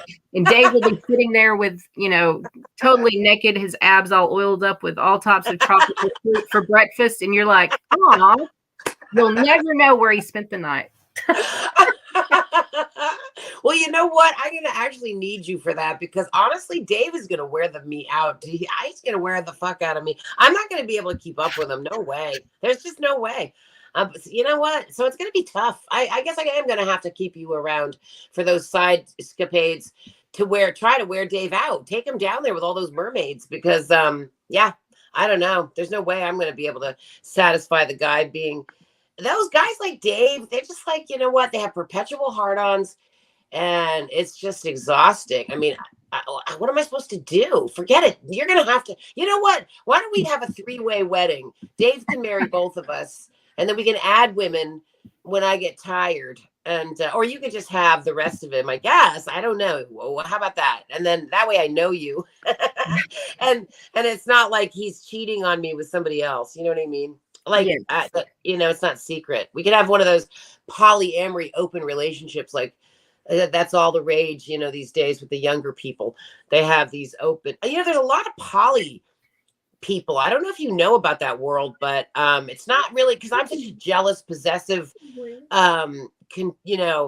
gotta be mine. I've learned a little bit more, or I guess know about it a little bit more because of the kids and hearing stuff with them. But My thing is, I am very like loyal, and I can see myself getting jealous very easily. Just I Yeah. mean, because I've been cheated on in a I mean, you during a and marriage. So, I would be jealous of each other. Then the two of us are going to be jealous of all these other girls. And right. you and I are going to be like teaming up, being pissed off that Dave's got all these other mermaids, and we're just going to be like, "What the fuck is with Dave and these mermaids? Dave, you can't be winding down." See, and then we're just going to have to go find some other guys to hang out with while Dave is having sex with all these mermaids. You and I are going to have to go, play golf with some, I don't know, regular guys, I guess. Oh yeah, there would be a lot of old rich dudes at the golf course. Yeah, let's get some old rich dudes to play. I don't even need dudes. How about if you and I go dancing? You know what? I could use a dance partner. That's all I want. I want to dance.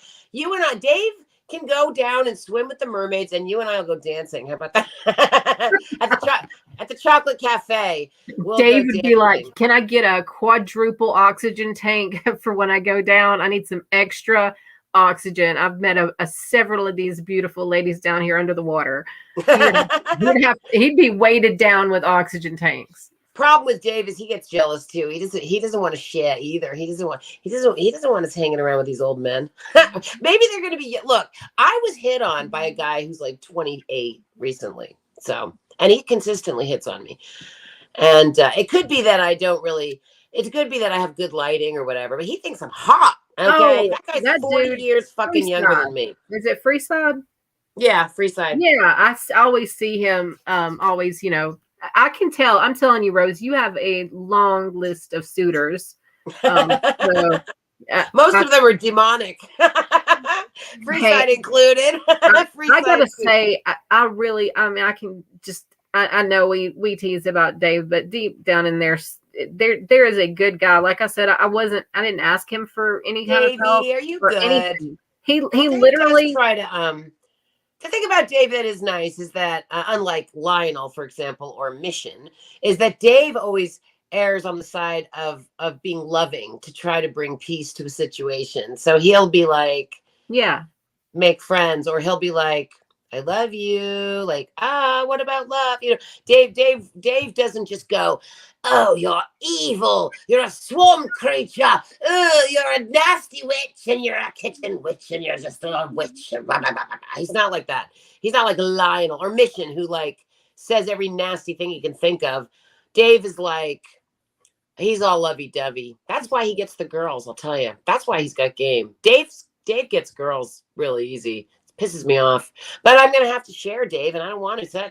That's the conflict. You see what I'm saying? Now you're gonna know where to look for him around here. You're gonna look. Oh yeah, I'm gonna. We're gonna have to hang out. I'm gonna have to get the two of you back on my panel just for at least once, and then we'll hang out with Dave over here. Yeah, we can do that. You know that we have you to thank for even knowing each other. Like I did get to know both of you guys through Jimmy Jams. Because both of y'all stood out to me as just somebody who listened, because I told you one night, I don't know, he said something to you and he hung up. He was only giving people a certain amount of minutes to talk. And I was like, he hung up on her. Damn it. I was listening. I was liking what you were saying. I was into it. So I clicked and I saw you had a channel. I liked your channel and have been watching ever since, and then got like more actively involved and started commenting and whatever else. So I've been like watching you for a while. And then Dave, that name, you don't forget the whole 3.Dave. So, and it's kind of like once I was following you and Jimmy, is like, everybody kind of ends up kind of intersecting, and I would start seeing Dave everywhere. But I had never gone on a panel ever anywhere except yours. And it was to talk about Chris Watts with Natalie and Dave. And we were on there for a long time, and that's the night that you fell asleep. Natalie dropped off. She got over our conversation with Chris Watts, and thought me and Dave were just kept going for 9 hours. What? And your chat kept going, but like, less and less people were listening. But when you woke up, you were like, I'm going to have to watch back this whole thing. I have no idea I said, well, we didn't say anything bad, but I feel embarrassed because I've been waiting this whole time, and you're the first panel that I went up, and I feel like I bored you to sleep, and like I was so worried you were going to wake up and like hate me, and you were laughing. Oh my gosh! No, I was serious, you crazy girl. I would never think that. You were like, this is kind of like listening on a phone call. I got to listen and see what happened this whole last 8 or 9 hours. What? Oh my goodness, you are too much. You're too funny. But after that, I didn't talk to him for a long. I mean, I would. Say stuff in chat. Me and Tosh. Is that live still up? Because I want to see that. I want to hear what your conversation was. It was. Yeah, it was still up not too long ago because I was looking for it when I was going through looking for some other stuff, and I saw like, damn, that's actually still up. But it started out the 4 of us, you, Natalie, I, and Dave, and I came up last to talk about the Chris Watts case, and you had already been talking about a lot of stuff that night, and you said you were getting tired. And you just kind of fell asleep. And then we all kept talking and thinking, well, you would take like a little nap or whatever, wake back up. And then Natalie, I think, was like, I'm taking my out. These two are out of control. Because me and him both we got to talking excited about the topic, got off topic. I don't know. Remember I called it the Dave life coaching session. I don't know. At the end of it, I was laughing, saying he was like giving me life coaching lessons. And telling me to go get a bag of weed and do this and just let loose, have a great weekend and get in the hot tub and like I don't know what all he was saying, but like he theoretically was telling me to lighten the fuck up.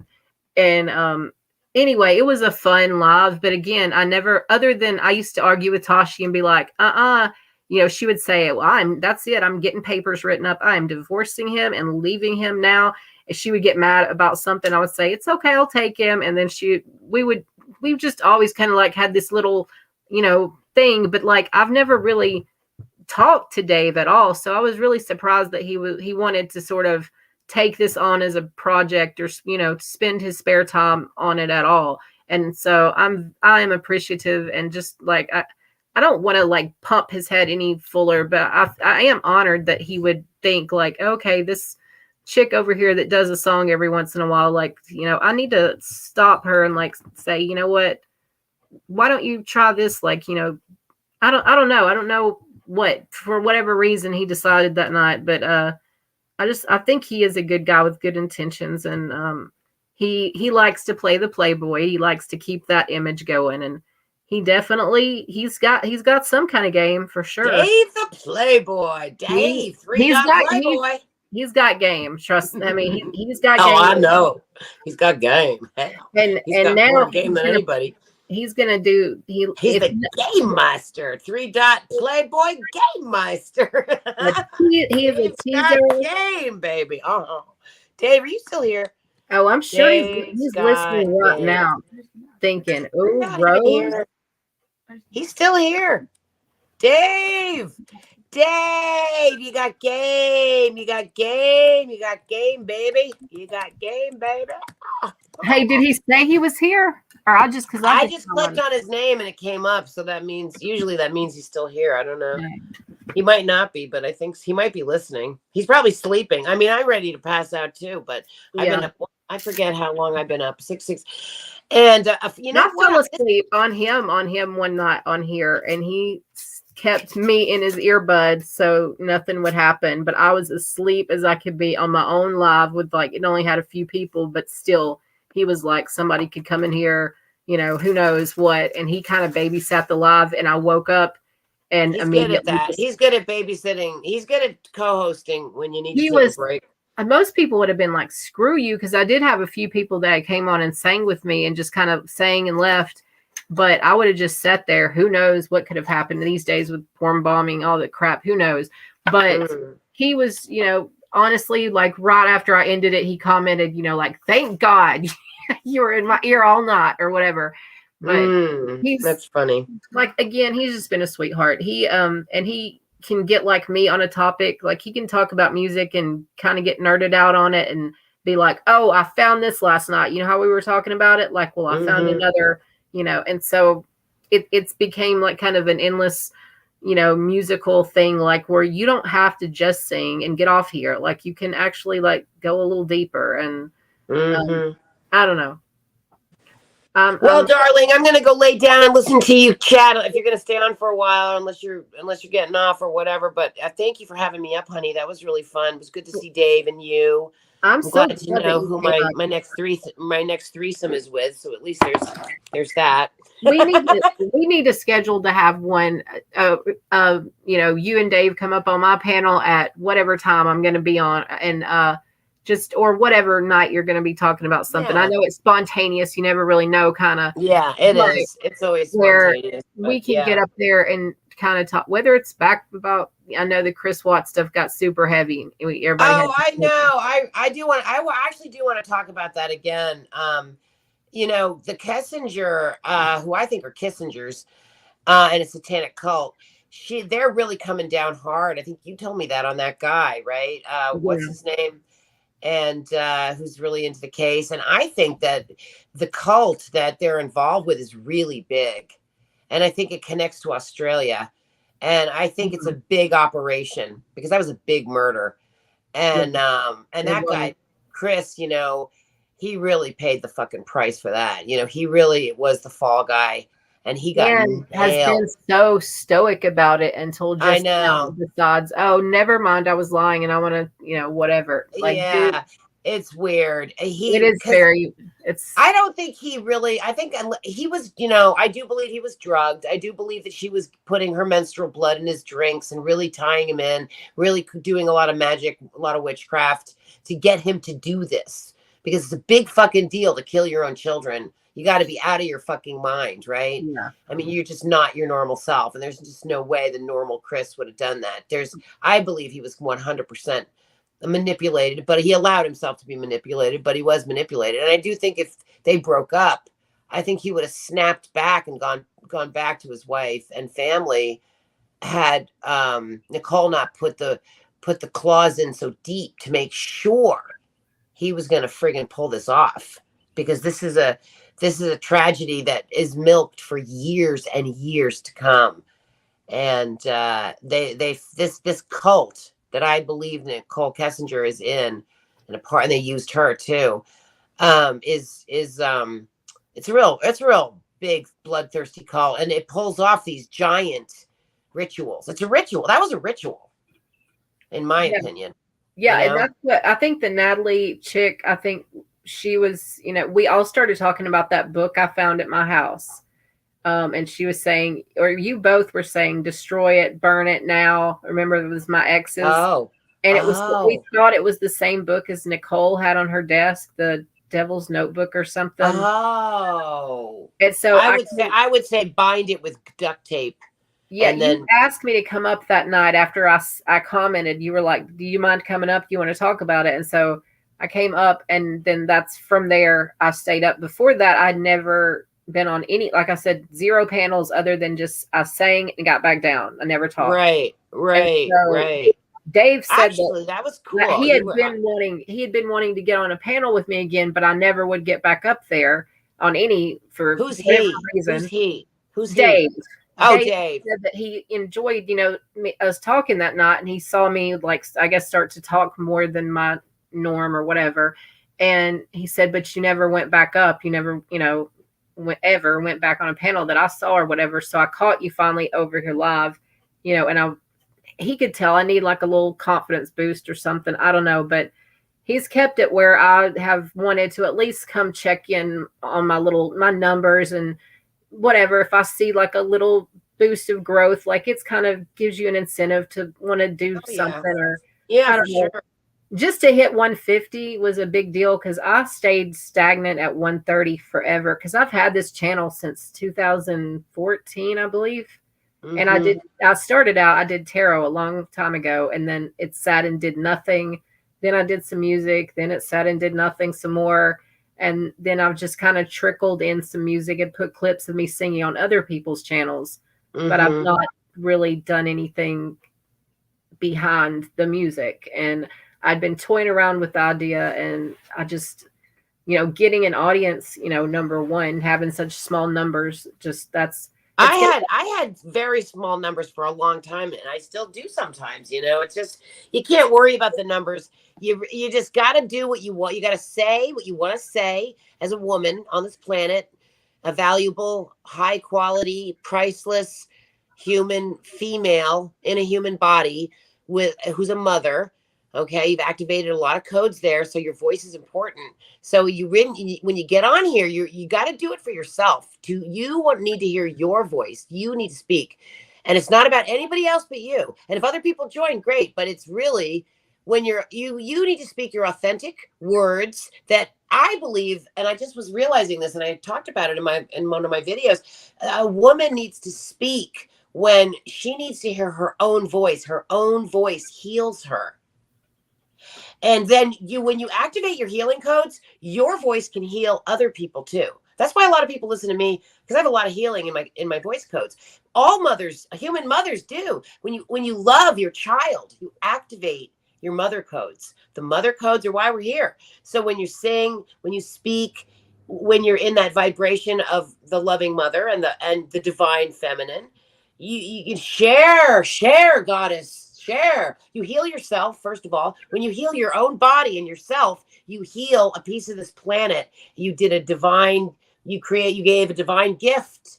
And it is very important. And every single person matters. When you cleanse your body, when you heal your body, when you love your body, when you teach your daughters to love their body, when you're embracing the loving divine feminine on this planet in your little tiny body, your little singular body. Your little body means everything because it represents the entire multiverse. So when you love it and you heal it and you speak your truth, your voice, your sound creates the sound of your voice heals your body. That is a divine secret that you can share now that you know it as a divine mother on this planet.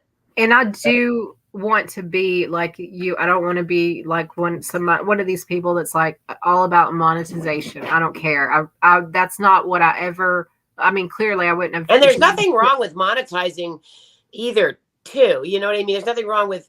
But the most important thing is that you speak your truth. That's what heals the planet. That's what we're here to do. Well, I want to be able to do like you and to speak, and like not to have to censor if I need to say a cuss word or two. If I want to talk about trafficking, or like earlier, I tried to say prawn and Dave was like, what? And I just kept saying prawn. And I finally was like, porn, Dave.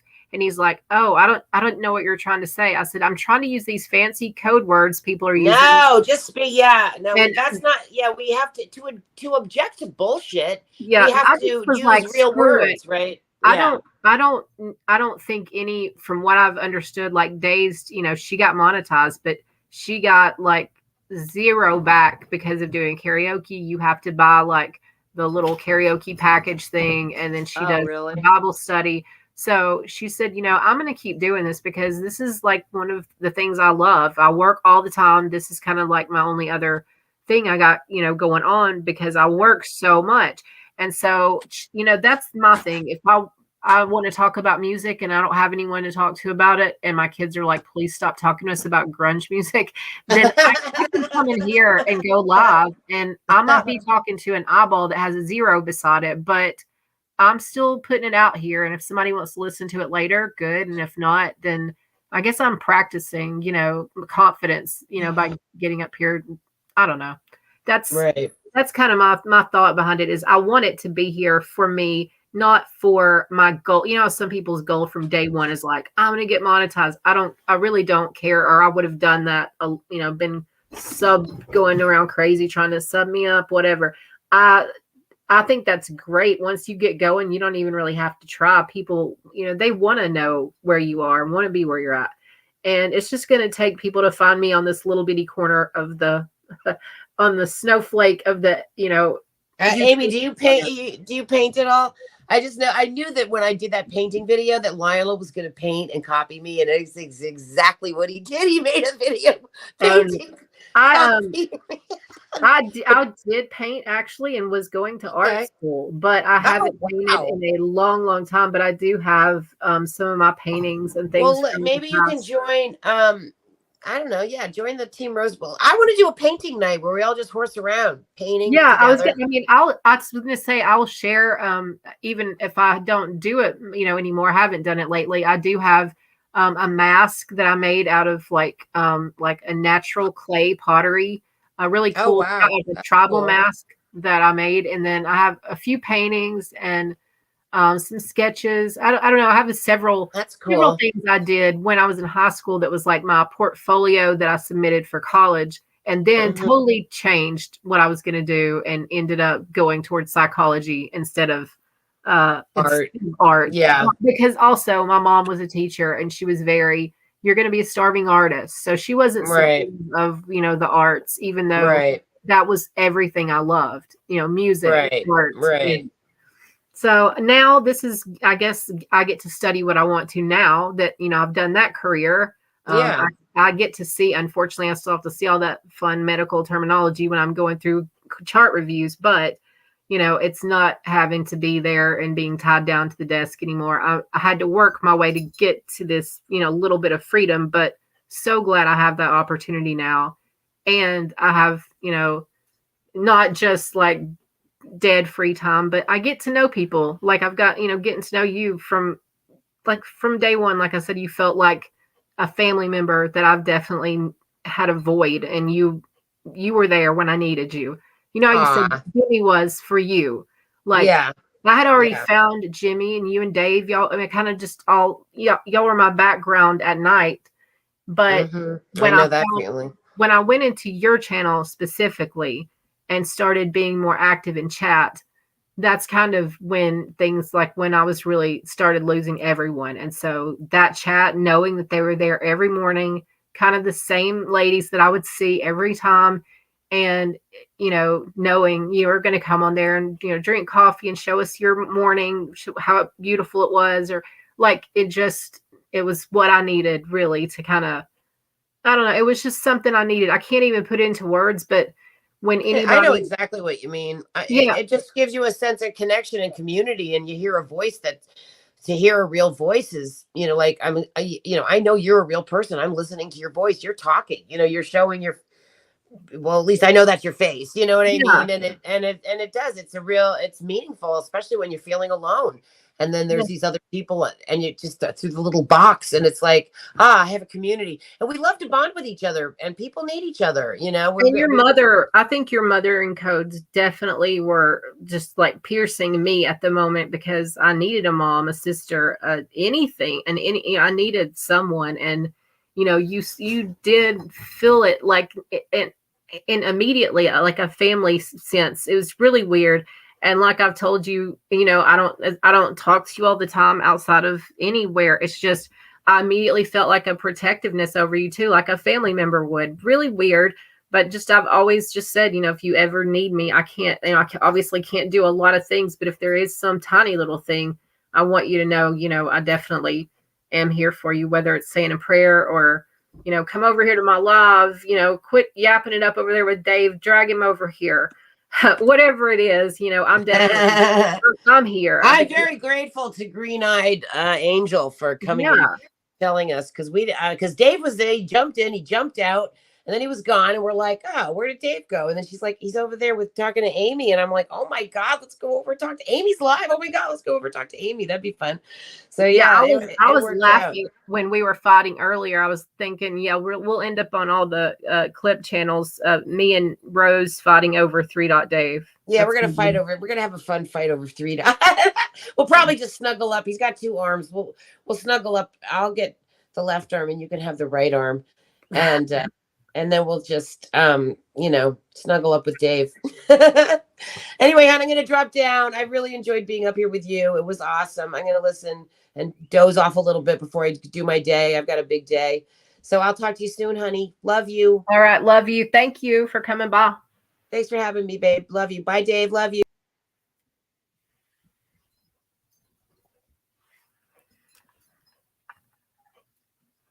I have a feeling that David has gone to sleep. Dave.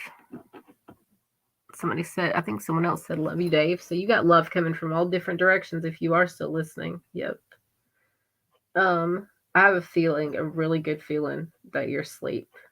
Prove me wrong. Come on. If you are, I totally don't blame you because it's late and I know you got to get sleep for your day as well.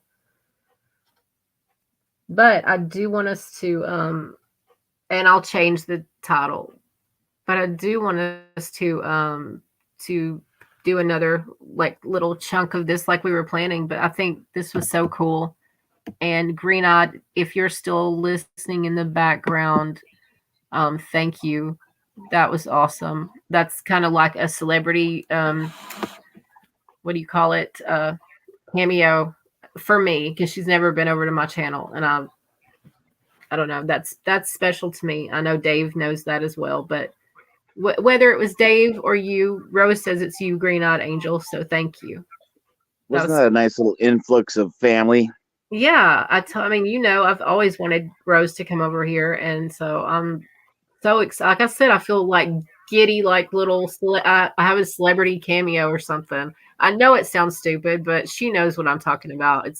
No, it's part of this whole YouTube journey of yours, you know. And I can change the title now and say that I did have a special, you know, person come over and visit with me on panel. So that's cool. Yeah. And all of you guys that came with Rose, that's awesome.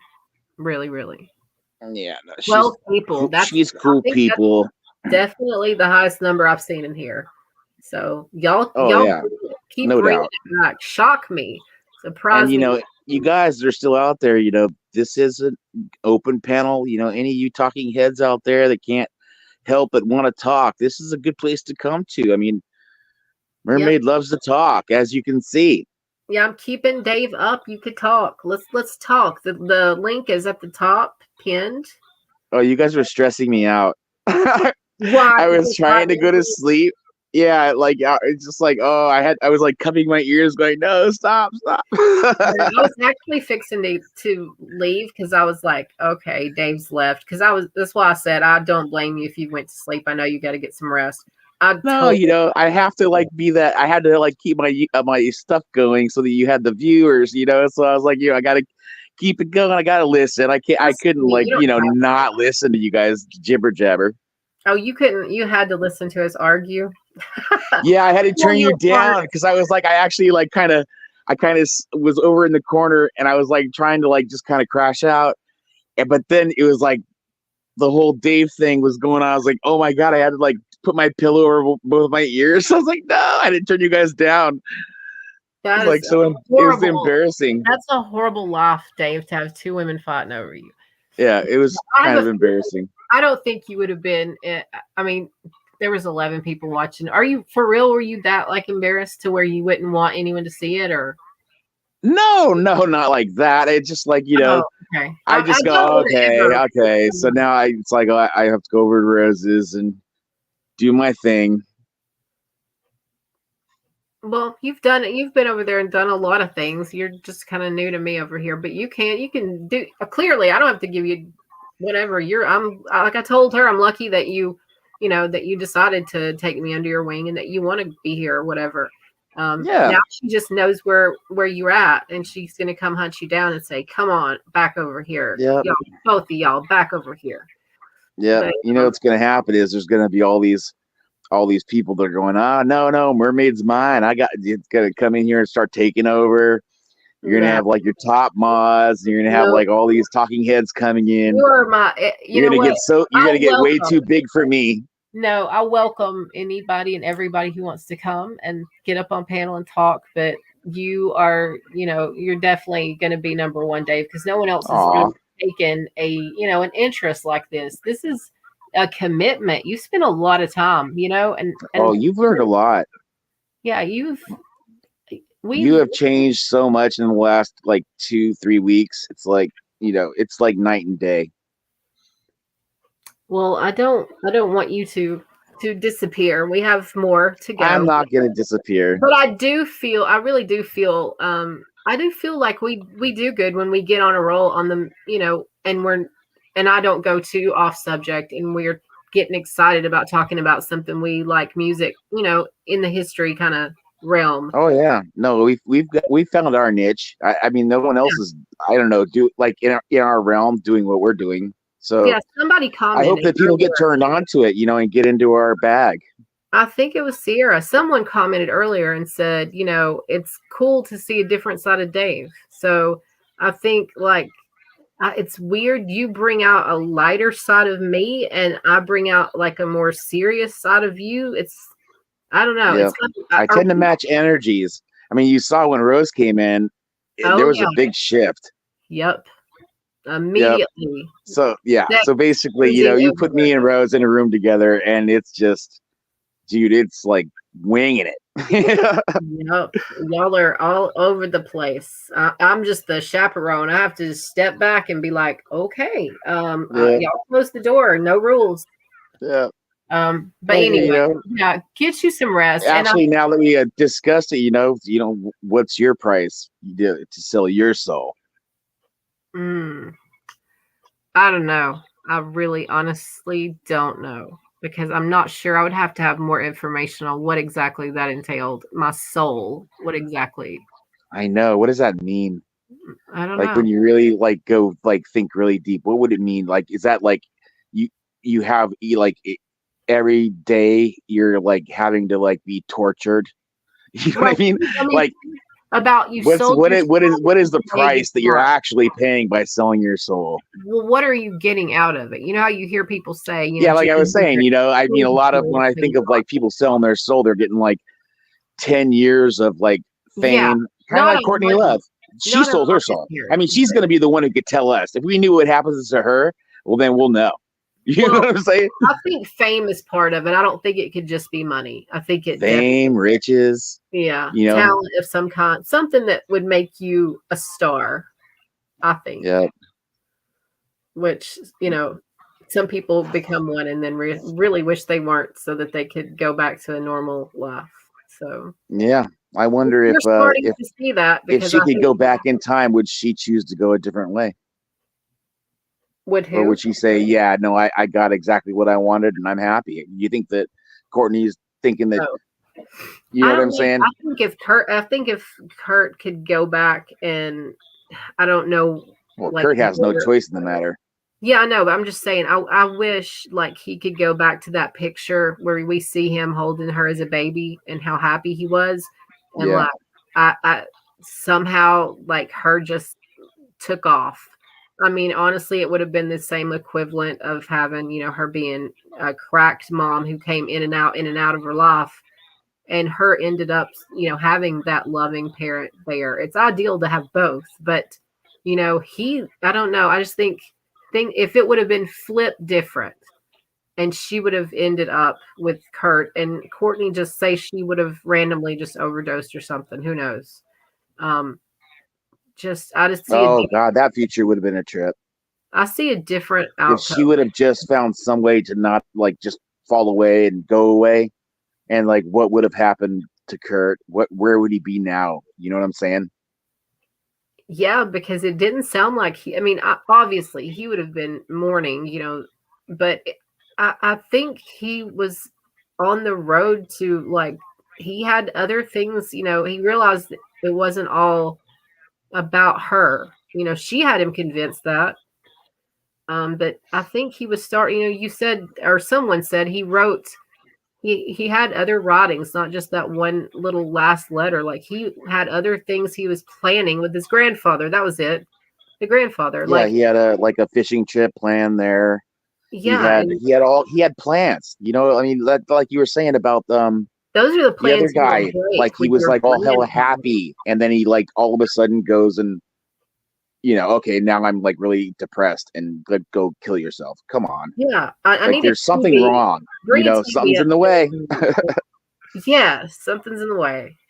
But anyway, and that's the kind of stuff Rose would probably be like, I'm a little bit bored. I don't know who y'all are talking about or whatever, unless, we had mentioned it beforehand who we were talking about. And she was like, oh yeah, I dig their music. Let's talk about, we talk about Stevie Nicks, whatever, Fleetwood Mac. She would love that. I would love that too. Just that's kind of where we're at right now. I don't think she is real into that kind of music.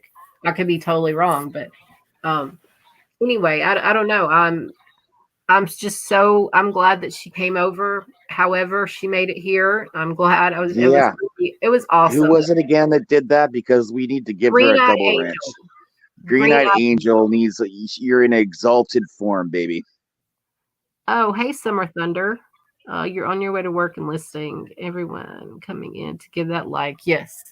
Thank You you. know, I've at actually least- been waiting for someone like that to come along and Yes. kind of just. Dave is ready to probably hit the hay here in a moment. Oh yeah, I'm so in bed and cuddled up and. He heard some So women. I'm gonna sleep pretty good. Now the cat fight's over. You can go not nuts. Yeah, that was. I thought that was awesome. I think that you know, I hope that we can like do this again. You know, and you know, Rose hasn't. You know, she loves having wrenches, and I think you gave her. You gave the. I think you gave her. She has 3 wrenches. Every channel of hers has a wrench. So I mean, she has no excuses because she knows when she comes here, there's no bullshit, right?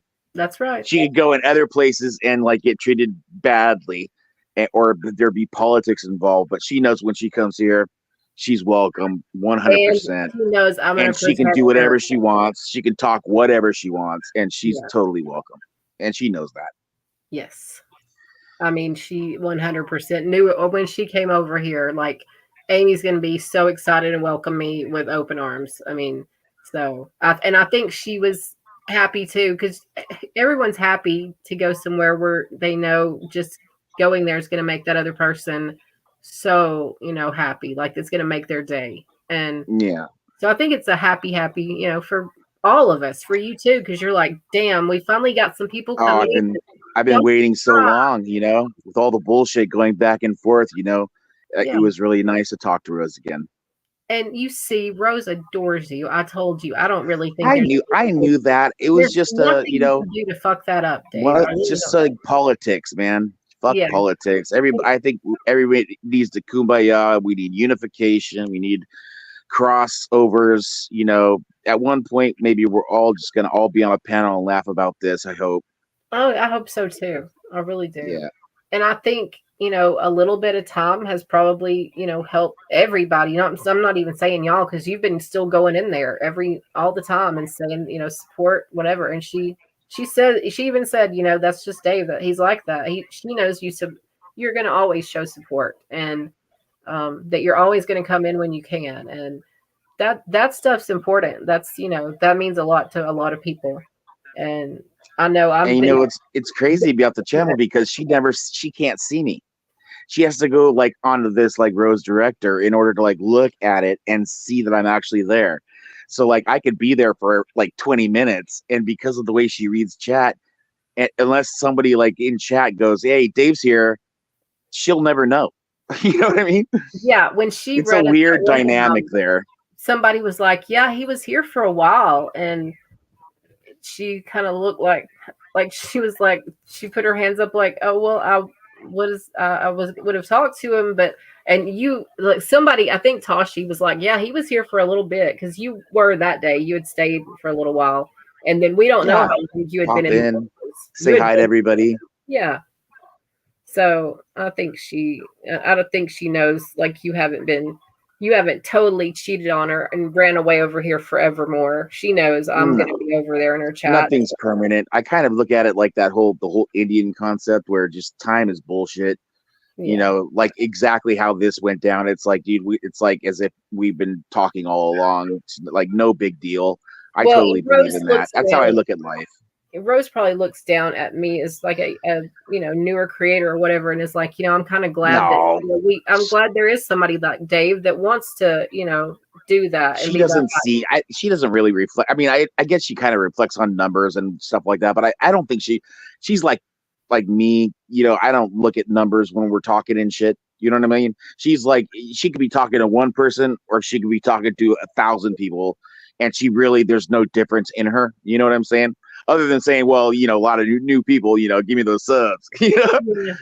I think she saw like a little different side of you last night. I think she always knows you're a good guy or whatever, but that you like have actually been like investing your time doing something like really good, you know, for somebody, and she didn't even know, like no one knew. So it's like, you're not somebody that's going around like bragging about it or anything. You're like just doing something good for the sake of that. And that's, like I said, you don't find that many people anymore that do that. And so I think it was cool for her to even see that. Like, damn, you've been over here, really? Like, because this is not where anybody would really expect me to even be live. People are like, damn, she's live after 3 months and consistently. And Dave's over. Yeah, It's and like a whole. you've stuck it out. Like when I haven't been around, you're still plugging away, you know? And I thought it was really trippy because like right when we started out, like just really quick, like out of the gate, J-O, in Easy's chat comes out. I just went in there to like, I think wish him a happy birthday or something, you know? Yeah. And I was trying to get out and I feel like I was just going in for like a quick hit, you know, hey, what's up? You know, he like said, hey, Dave, you know, thanks, man. And then Joe says like, you know, I like what you've been doing with Undercover Mermaid. Keep it up. And I was like, what a trip. Like, you know, somebody just kind of like out of the blue Noticed. saying, you know, that was appreciating what's happening. I like commented, it was like going, dude, respect. I'm so happy that you even noticed. You know what I'm saying? Yeah. So you're a teacher, and you're a teacher too. And you know, you're just you're support. And like I told you, for whatever, it's not that I can't do things or that I haven't been doing it. It's just, I think there are certain things I need that little, you know, you got this. It's going to be okay. Kind of. Yeah. And like tonight was so special. And then the other night was really special when BH came in. I thought that was different and it was fun. And like, I thought we've had a lot of those experiences where like things shift. We get a little more things going on. We are actually the way that we've like been dealing with each other and content. I think we're getting more fluid and in what we're talking about. I mean, now we can just like go find a new subject to obsess over. You know what I'm saying? Just to screw around. Yeah. Really, there's nothing we can't talk about. Yeah. That's for sure. We definitely have throughout this learned a lot about each other and other people that have popped up too. Interesting stuff for sure. And your subject matter, I mean, who in all of the people that we know doesn't enjoy music, you know? And we need to get to the point that we can actually play some tight ass music on here and not get struck. But I mean, it would be cool to have like some dope ass music on here, you know? Yeah, that's why I hope that at some point, even if he's listening now, I always say, Corey, if you're listening and you get a minute where you're at home and, you know, you got a few days where you're going to be at home and you've got literally 5 minutes to play for us, like, or you have, you know, something that you've played and like pre-recorded and you want to send it to me, you've got all the ways to send it to me. I would love to have, you know, he has his own music that he's written and he does a lot of cover stuff on his channel. But yeah, he's somebody who it would be great to hear. Katie, you're right. That was awesome. That dude, remarkable. Katie's when she came in here, her second time ever to talk on a live, and we had a special guest, Katie of New Hampshire, and she was on here for like an hour, and that was dope. See, that's the fun shit.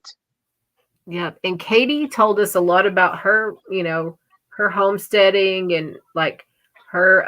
Those stories were cool as hell. Your young ones and just so much just. And you're from a whole different area than where I'm from. You're from, like I said, up where I always thought I wanted to go visit, like lighthouses and all this cool stuff up. I'm guessing that's the right direction I'm thinking of. Up there, up Rose's Way, where I'm way down here. And how about that? How about the story where what was it, Martha Stewart? Yeah. Right.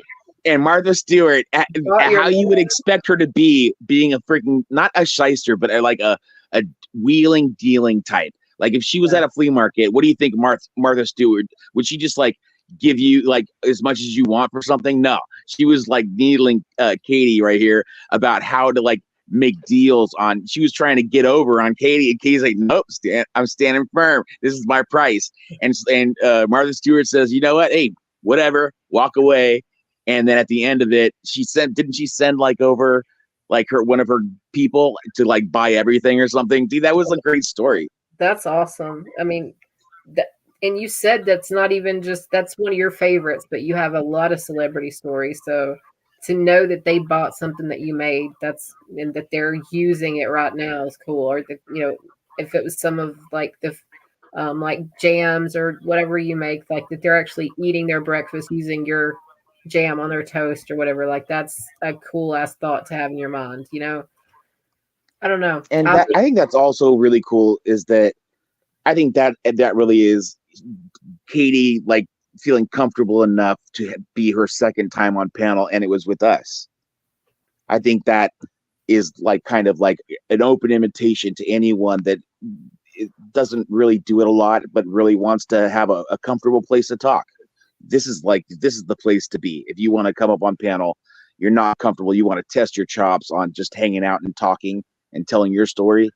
This would be a good place for you to be able to do that. No judgment here. Safe place. Yep. You're welcomed for sure. And I mean, think about it. The first panel I went on ever, and still that I've been on that I can think of, I might have been on one more, but I don't know.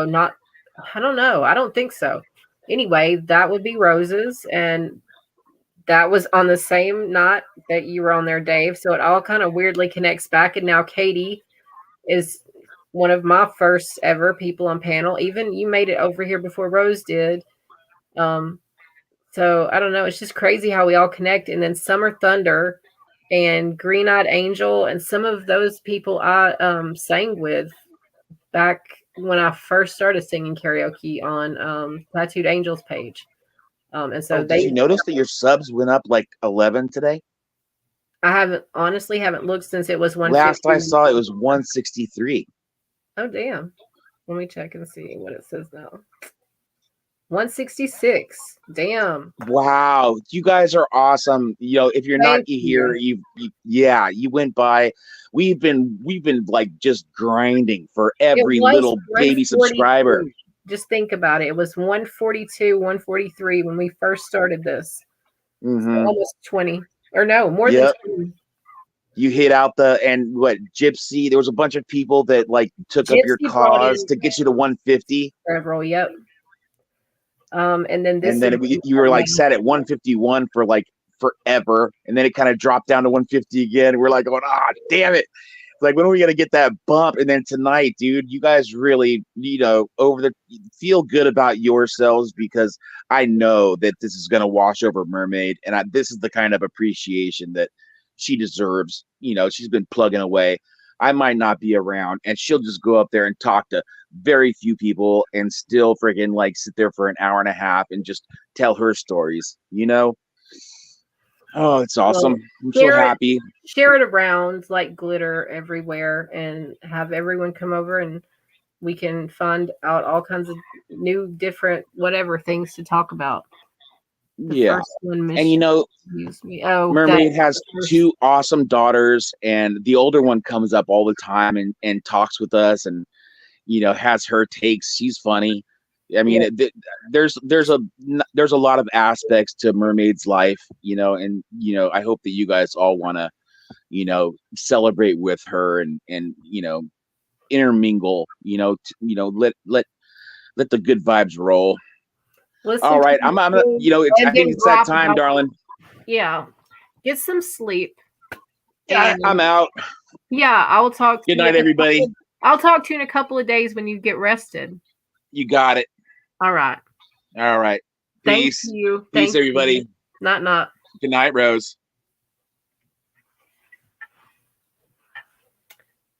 Okay. Is anybody else want to come up, or are y'all all gonna? Where are y'all going next? Because I don't know. I may go test out my new hot water heater and get a shower, since we've all sort of like been waiting to get the hot water back, and I've let the young ones go ahead of me.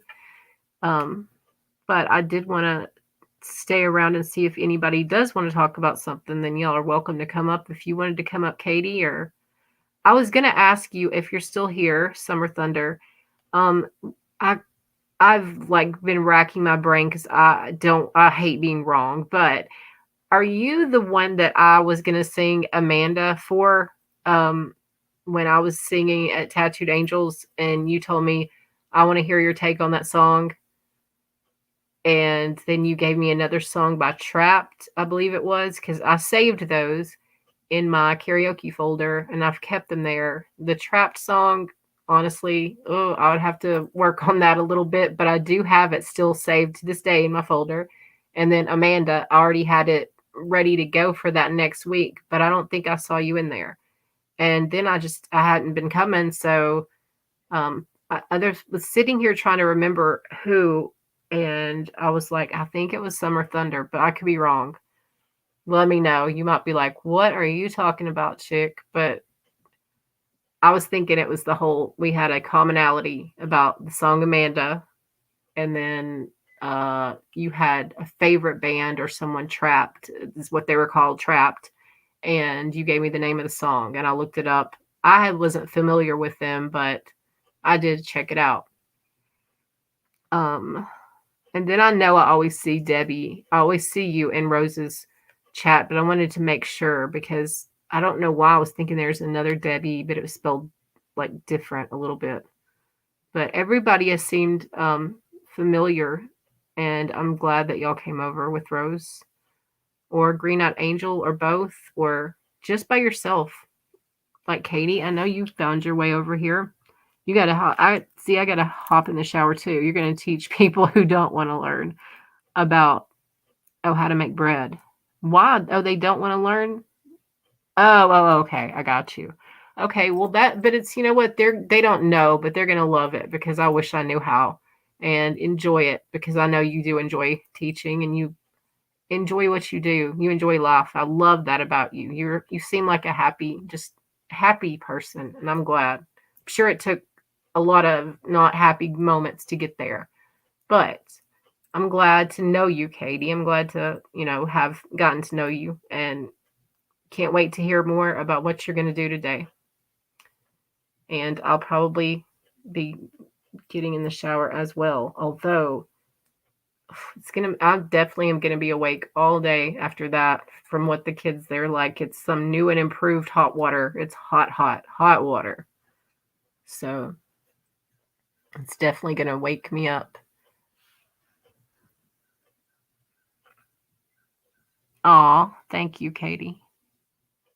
I love that that's what it's called, Butterfly House. I have a butterfly tattooed on my toe. I know it's a weird, fun fact, but just ironically, that's like one of my I love butterflies, and my youngest daughter, she really likes them too, but I went through a long while where I liked them, so I got a butterfly tattooed on I always have to do my hand like I'm writing on my right toe, my big toe. Looks like a little butterfly just stopped. I just gave you your fire back. Yep.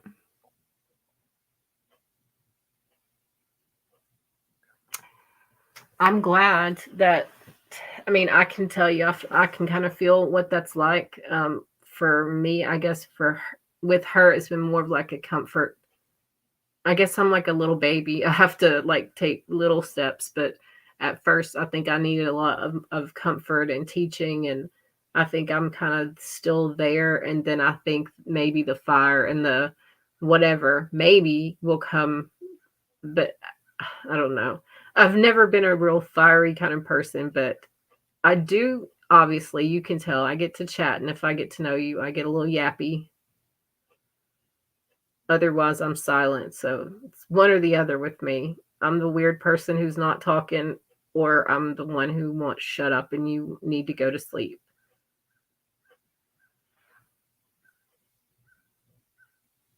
Oh, so she and Jimmy helped you. That's cool. I think we find people at, certain times that teach us something or help us in some way. Like I was telling her, I'll never forget hearing both of their names years ago and just thinking, well, damn it, Jimmy, why'd you hang up on them? I was like, needed to hear more about what they were saying. And they both made me laugh. It was something I needed. I don't know. I'm glad that he brought a lot of cool people together, whether they're still around each other or not, or whatever. I think it's cool that we all somehow, in a weird way, know each other through that one little thing, that one little click that we made that night. And I kept clicking because I liked music, and that's what he was doing then. Jimmy was more music. But yeah, so I'm glad that I started seeing your and Kylie's name come up a lot, and it was kind of the three of us all talking every morning, and that was like a comforting thing to always know that I would see y'all there.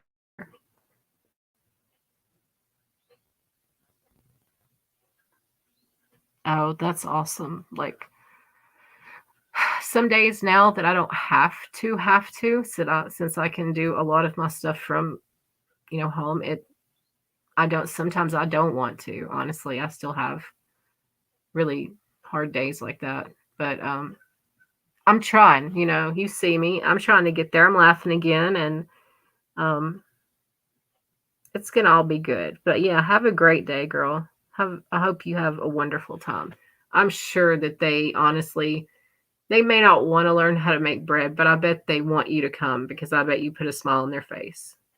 And thank you for the kind things you said. You are an awesome lady. And I hope you didn't think anything. I was totally joking earlier about me and Dave being, your wild kids that are up too late, and you're telling us get some sleep.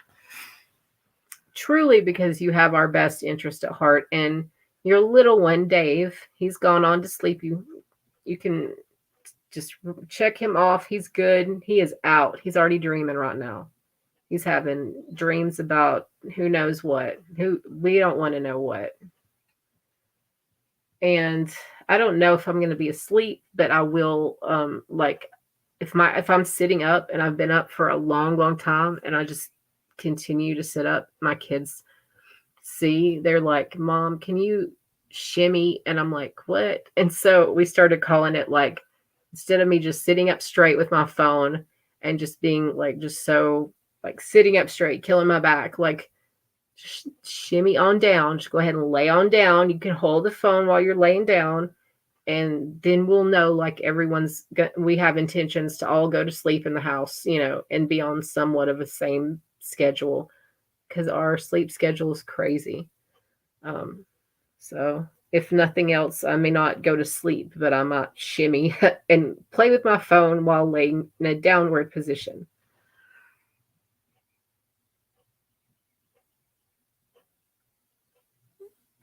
Oh, trying to walk each other home? That's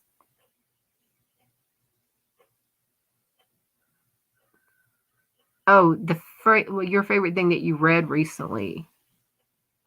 We're all just trying to walk each other home. Oh, cool. I've never heard of that. So it's a good book, I'm guessing, is what you.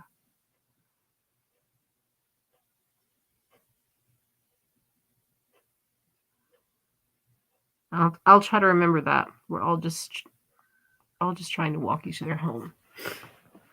I've never heard of that, but honestly, that's a really good title. Really good. Like, that whole protective feeling, that whole we're getting from one destination to the next together. I like that. Yeah.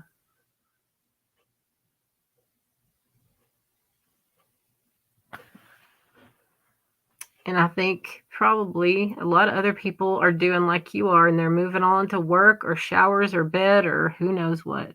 Oh, it was on a poster. Okay. Well, hopefully somebody used it as a title for a book or for something, because it's a great, like, little inspirational thing, And usually the kind of thing that, like, if you tell somebody, like, thank you, like, you've done so much, blah, blah, blah, they're like, don't worry about it. We're all just, trying to walk each other home. We're trying to help each other. Like, that's a cool way of, of putting it, for sure.